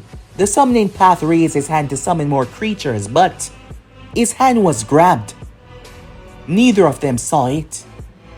All Nagato in his hiding spot knew was he lost connection with the summoning path. Confusion immediately broke as crystals erupted from the ground. The mud around them started to turn and twist as well. Special members from Karin. A mud dome was created. The crystals shoot upwards, ripping 2 of them apart inside. This wasn't normal. It wasn't in the slightest. The paths had tried to leave, but Naruto had kicked them downwards, stopping them. His speed was something that the Rinnegan was struggling to process, to understand. As Naruto was no longer running fast, he was literal motion itself, stepping in and out of the motion. It was like he was dematerializing and appearing. By the time the attack was finished, Tendo, the strongest path, the robot path, and the human path were the only ones remaining. Shocked, she was. Konan never expected that. This was pain. The attacks were something that Pain could easily avoid, but someone was stopping him from moving. Someone appeared in front of him, looking into his eyes. Right through the eyes of Tendo. He tried to raise his arms, but they were gone. Confusion. Naruto kicked him in the back. Suigetsu tear through him with his blade. As his body was crushed by 2 members, 2 brothers, covering their arms in massive stones. They crushed him in the ground, leaving only 2. The human path dashed forward as the robot path opened its body, shooting missiles around him as he used him as a distraction. However, Naruto grabbed both of the missiles, moving forward and placing them back inside of the robot path. Boom! His body exploded outwards. The human path was the only one left. He looked to the right and looked to the left. The punches that hit him made his head turn every single time. His body was then impaled by a massive crystal through his chest, ripping him apart. Inside of his hiding spot, a tree. Nagato was perplexed, quiet, unable to believe what just happened. They're here. Word was sent back to Naruto. These people were robots. They were not the original, none of them were. All of their body movements seemed to be linked. Karin was a special person in this department. She could sense chakra after all. She could sense the connection. But you had others, not to mention those so-called devices could trace chakra, which allowed the enemies to be kept out. The only reason why they were so easily able to enter because the team and Naruto were all prepared for this. Konan couldn't believe what she heard. Defeated? Nagato? The tree was burst open. Konan immediately created paper shurikens, but she was shocked when her arms and legs were bound as she was slammed into the ground. Specialized cuffs placed on her to restrain her chakra. Nagato pulled his arm and fired one of his spears, but Naruto grabbed it and drove it through his arm. Naruto broke it and drove the other through his hand, pinning him to his mechanical walker. He bit back the pain. What are you? He said, looking at Naruto with his furious, pulsating eyes. Shock that this was happening. Shock. He couldn't understand. He was pain. He was a god. How could this mere mortal defeat him? Who exactly are you? Said Naruto. Attacking my home and believe that you would. Naruto slowed time down. Naruto could see movements, the momentums. He could see the vibration in the air coming towards him, a strange pulse. Naruto stepped towards it. As the almighty push was slowed down, Naruto feel the force was like a wall. However, Naruto started to build up the kinetic energy in his system before he punched it, almost like he was shattering the space in front of him. The force slammed into Nagato, pushing him back, almost pushing him through the tree. Due to his machine, he remained stagnant. Naruto blitzed in front of him and beat him with his fists until he was bloody. Try that again, and I'll end you, said Naruto. Nagato looked up with his eyes, the eyes that were supposed to put him aside from man, the eyes that were supposed to make him a god. Finally, Naruto's team arrived, as Naruto immediately allowed them to be restrained, and they were brought back to the village, bound, unable to do anything due to the chakra cuffs, special cuffs that no other nation possess. Time skip. Something was wrong. The true leader of the organization knew of that. Something was incredibly wrong. The masked man, Zetsu, Nagato, Konan, they were all missing. So he ventured towards the location himself. His ability was much more special, as he literally erased himself from reality. It seems like that, bypassing all defenses, all security. However, the technology in this place was truly top of the line. He arrived towards a massive underground chamber where the two were being held. Suddenly, he heard behind him. So let me guess, you're another one of their accomplices. He turned, seeing the nine-tailed Jinchuriki standing there. It seems like all of you are blessed with these special abilities. I wonder, what's yours? Naruto said, observing the masked man. I must say, I'm intrigued that you were able to best these two. Not only that, capture them. It's a lot harder than killing, wouldn't you say? Not for me. Tell me, what do you people want with me? It's not you exactly, but the power you have inside of you. And it will be ours unless you want this home of yours to no longer be considered a home. You've worked well over the years, creating something special here, but your life was never truly yours. It belongs to us. Naruto blitzed forward, but his hand went through Nothing. It seems that you're not only fast, you're super fast. However, what is speed when you can't hit me? Naruto's eyes watched the masked man carefully. Naruto started to randomly punch him, moving slow enough for the masked man to see. As Naruto's fists were all passing through, enough, he said. As he jumped away, it is pointless. You can't hit what is not truly here, he said, stepping forward. You were able to best them, but me, I'm something entirely different. If you want this place and your people to live, shut up, said Naruto. You're really here, and you're not at the same time. Naruto's Flow eyes could see the ripple of all motion, including the motion across dimensions themselves. Something that your Sharingan or even special godly eyes could not see. So being unable to see the motion, Naruto could see it rather clearly as he followed the pattern. When he first arrived in this place, the motion was there. He was not disappearing or becoming invincible. He was sending his body away inside of some space, some pocket dimension, something that was not in this world. You talk a big game, but as long as you are that way, you can't touch me either, Naruto said. As he stood there, he made his way and sat down. You want me, but that is not going to be possible, and in order to get those two out of here, you have to touch them as well. And threatening my people. You do that again, I'll rip your tongue out, said Naruto.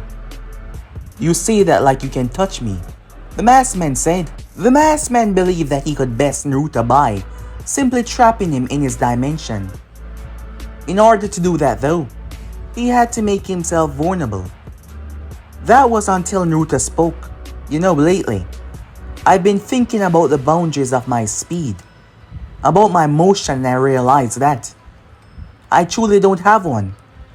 I have infinite motion, infinite speed. The understanding of what I can truly do sometimes even frighten me.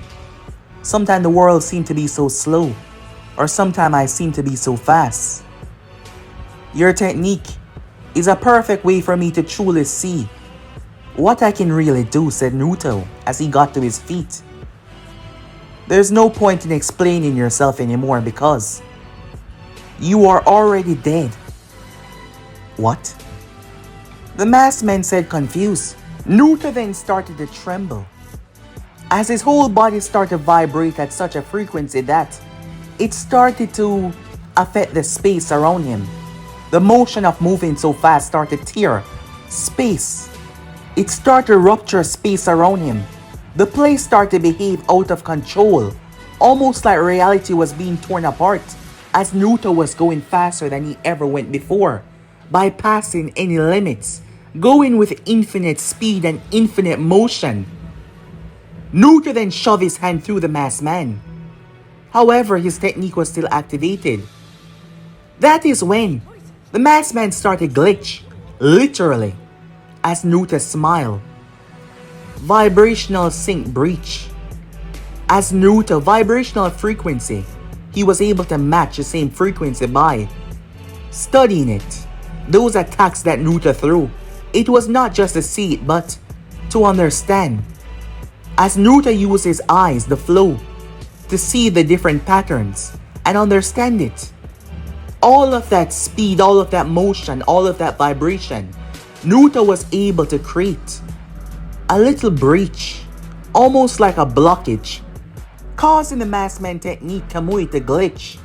He can't completely phase in and out, momentarily trapping parts of his body in the same and different dimension. That is where Naruto put his other step of plan in, the chrono step counter.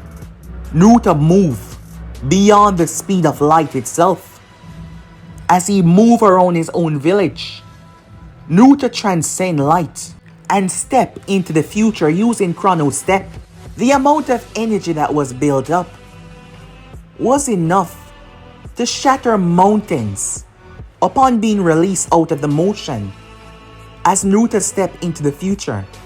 This wasn't prediction, it is preemptively reality shifting. Due to his body glitching, the masked man tried to phase out to avoid the hit. But Naruto already hit. He already hit him already. It's just, he didn't realize it yet because the attack came from 1 second. 1 second in the future where his body would go to.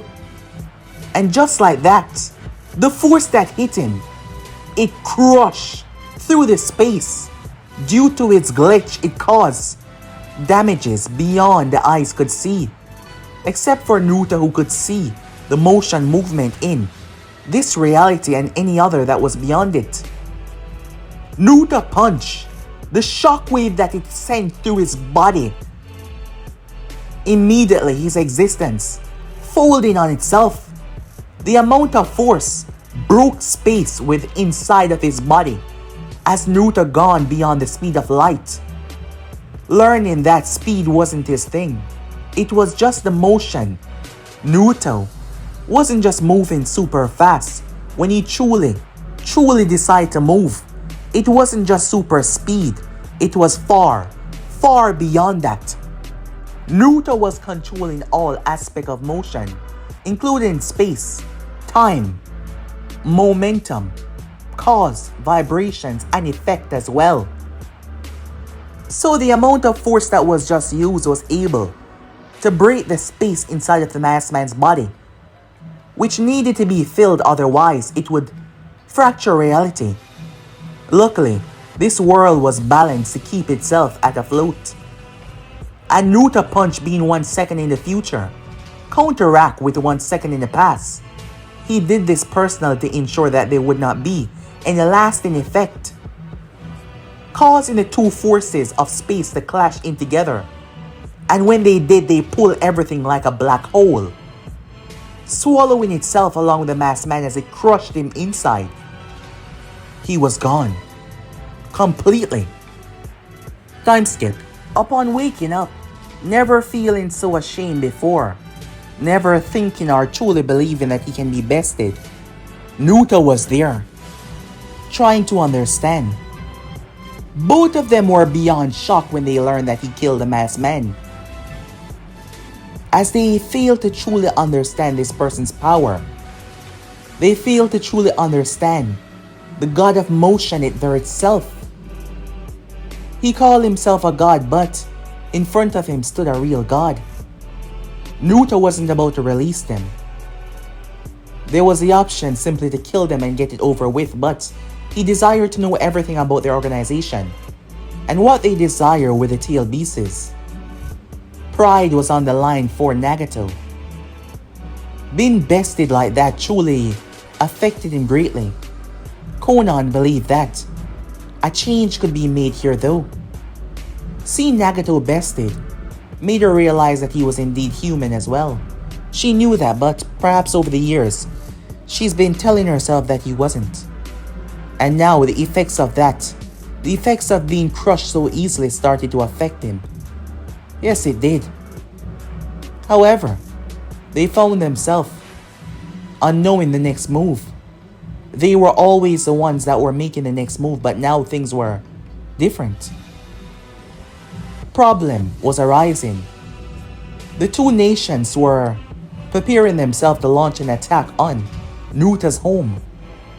Naruto spoke to the original, that was Guren, Karin, and Suigetsu that was there.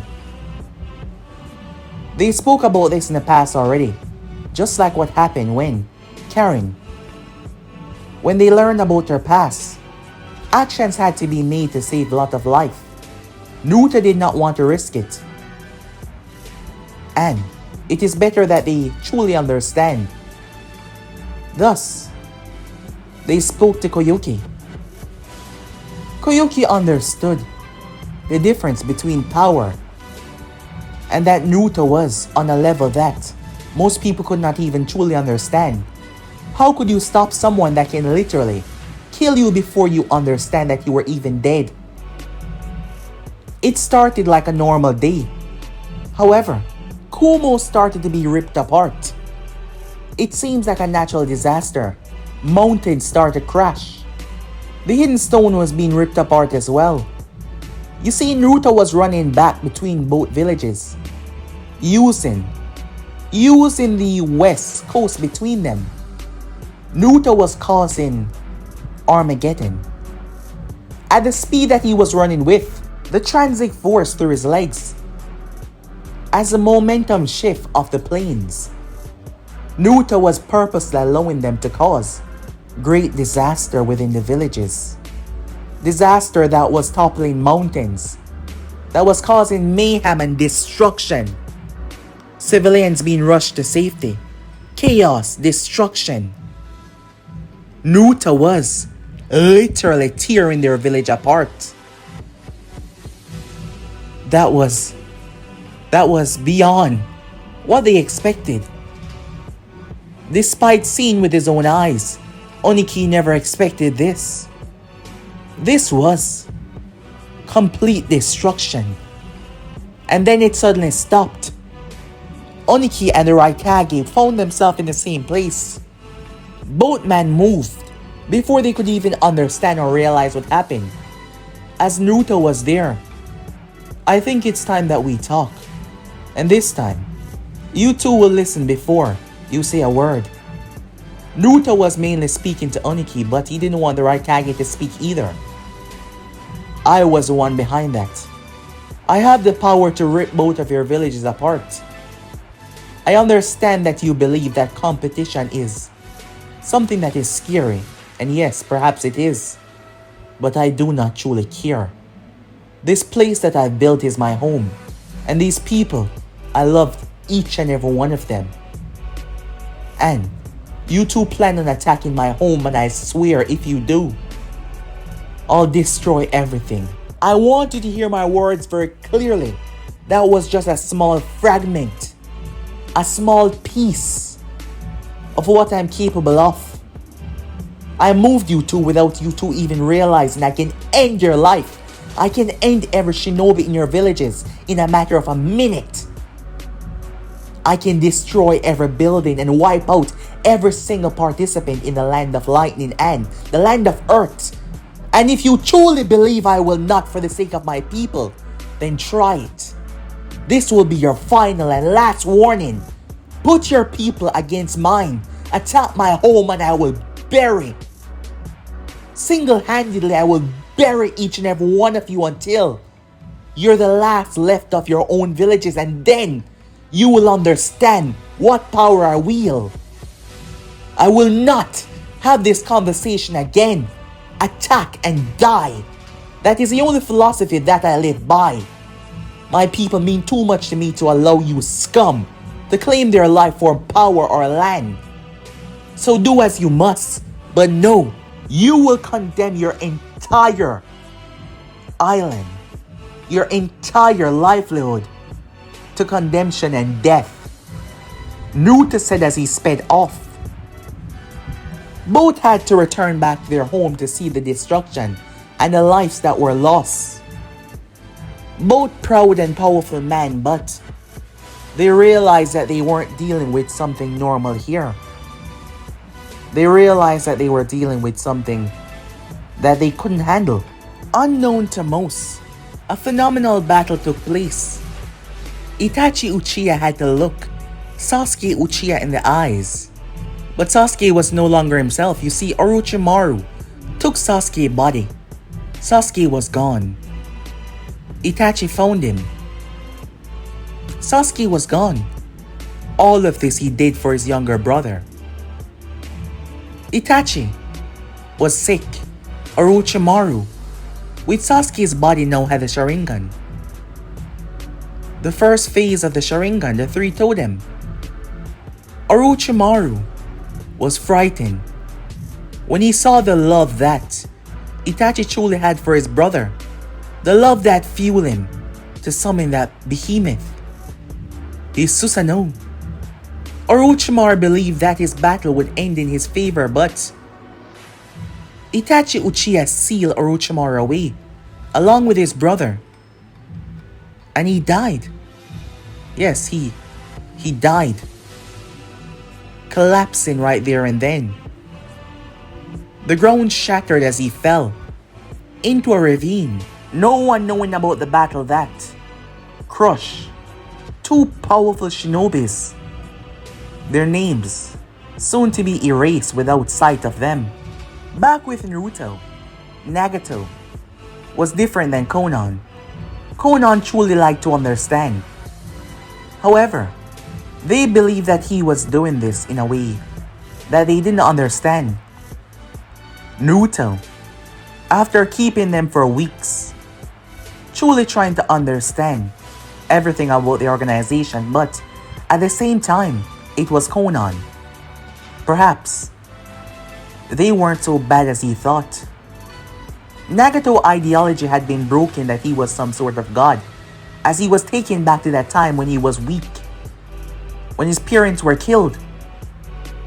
He wanted to understand, because he believed that his pain was the only thing that could truly be seen as pain in this world, because he's take that pain and turn it into power, but he was so bested so easily. Perhaps, due to his own background, Naruto would like to understand his. They spoke. After speaking about what took place, his decision not to slaughter both Kages, but his warning was enough. All joint attempts were immediately erased, not to mention Kiri's and word. Due to what Naruto did, as some of the most loyal there realized that this new woman, Meiterumi, she wanted to build something strong. She reached out to them. Naruto spoke to the others first, but he released Nagato and Konan.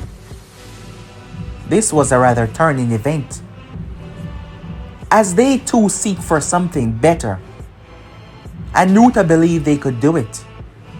Other villages might be against it, but together they could do it. Nagato regained some of his confidence. Perhaps others were just stronger. Returning back, the first thing that was done was the disbanding of the organization. The Akatsuki was no longer needed. Naruto had criticized the man. He spoke that much. However, Yaiko wanted peace for the land of rain, but he's let it gone to hell. The regret and pain started to course through him there, and they returned back home. A lot was done. This all happened in 1 year to believe there was so much that took place. 1 year ago, she decided that she would wait. However, no longer. Naruto was taken aback as Guren placed her lips on his. I wanted to do that for such a long time now, but we had so much other things to do. Everything kept on getting in the way. I could not.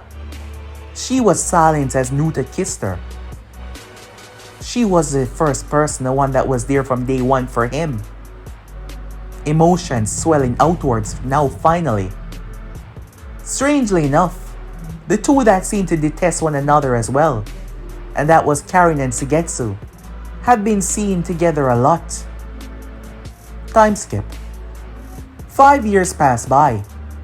There was no attack. Over those 5 years, villages were brought together. Kumo and the Stone refused to join anything. They refused to step up. Danzo Shamura had been killed. Many did not truly know what happened that caused his death, but, well, Danzo sent his people towards Naruto's home. He sent his people there to incite war, to frame another, because Danzo wanted the conflict so that he could step in. Unfortunately though, he was underestimating them. In one day, Naruto visited his past home and killed every root ninja. He killed Danzo before Danzo could even understand that he was even dead. Snare the Senju. Where has she been this entire time? Well, she was within Naruto's home. You see, Naruto came across her some time ago. The reconstruction of the Land of Spring. They got to talk. Naruto saw the woman in a rather depressed state. Karin had told him that the Senjus were linked to the Uzumakis. Naruto had literally kidnapped Tsunade along with Shizune, forcing her to detox to stop drinking so they could talk. She hated him at first. Of course she hated him. She didn't want any of this. But over the years, Naruto was able to chip away at her shell that she had. Naruto would never return back to Konoha. Jiraiya tried to convince Naruto throughout the time that everything was going on, but you see, Naruto kept on grabbing Jiraiya and relocating him across the world. So he would stop bothering him, and there was literally nothing that Jiraiya could do. And Jiraiya did not want Danzo to make a move against Naruto and his people, because deep down he knew that, well, it was better for them. Naruto would never be a citizen of Konoha ever again. However, he would not wage war against them for one man. Danzo was gone. Tsunade. She spent enough time to be changed by Naruto, as she decided that she would take the reins. Just like that, the land of rain, the entire population due to, well, Nagato was the entire ruler. The land of water, the entire population. Konoha as well. Many villages that were aided by the land of spring. They came together to make a partnership. The other two major nations, well, they were left out in the cold, but they did not want anything to do with the others, and it was slowly killing them. With time though, they would have to let go of their, well, arrogance and step up. If they did not, their village would die. Naruto stood on the balcony, a smile on his face. Hearing something behind him, he turned to see his beautiful wife. How time has passed. Her stomach was swollen, and there was another little one there. She had her mother here, but Naruto's eyes, she was already incredibly fast. Naruto wrapped his arm around his beautiful wife, as his daughter jumped on top of him, sitting down on his shoulders, observing the people down below. How so much has changed. Everything was different now. Zetsu was gone. The masked man was gone, all problems. While the other two villages were still out there. They understood to not wage war against Naruto Uzumaki or they will die. And yeah guys, that was it guys. What if Naruto transcended the limits of the Speedster? What if he was a limitless Speedster? I hope you guys enjoy. There will be more movies like this to come. But I'm out for now. See you guys soon. Peace.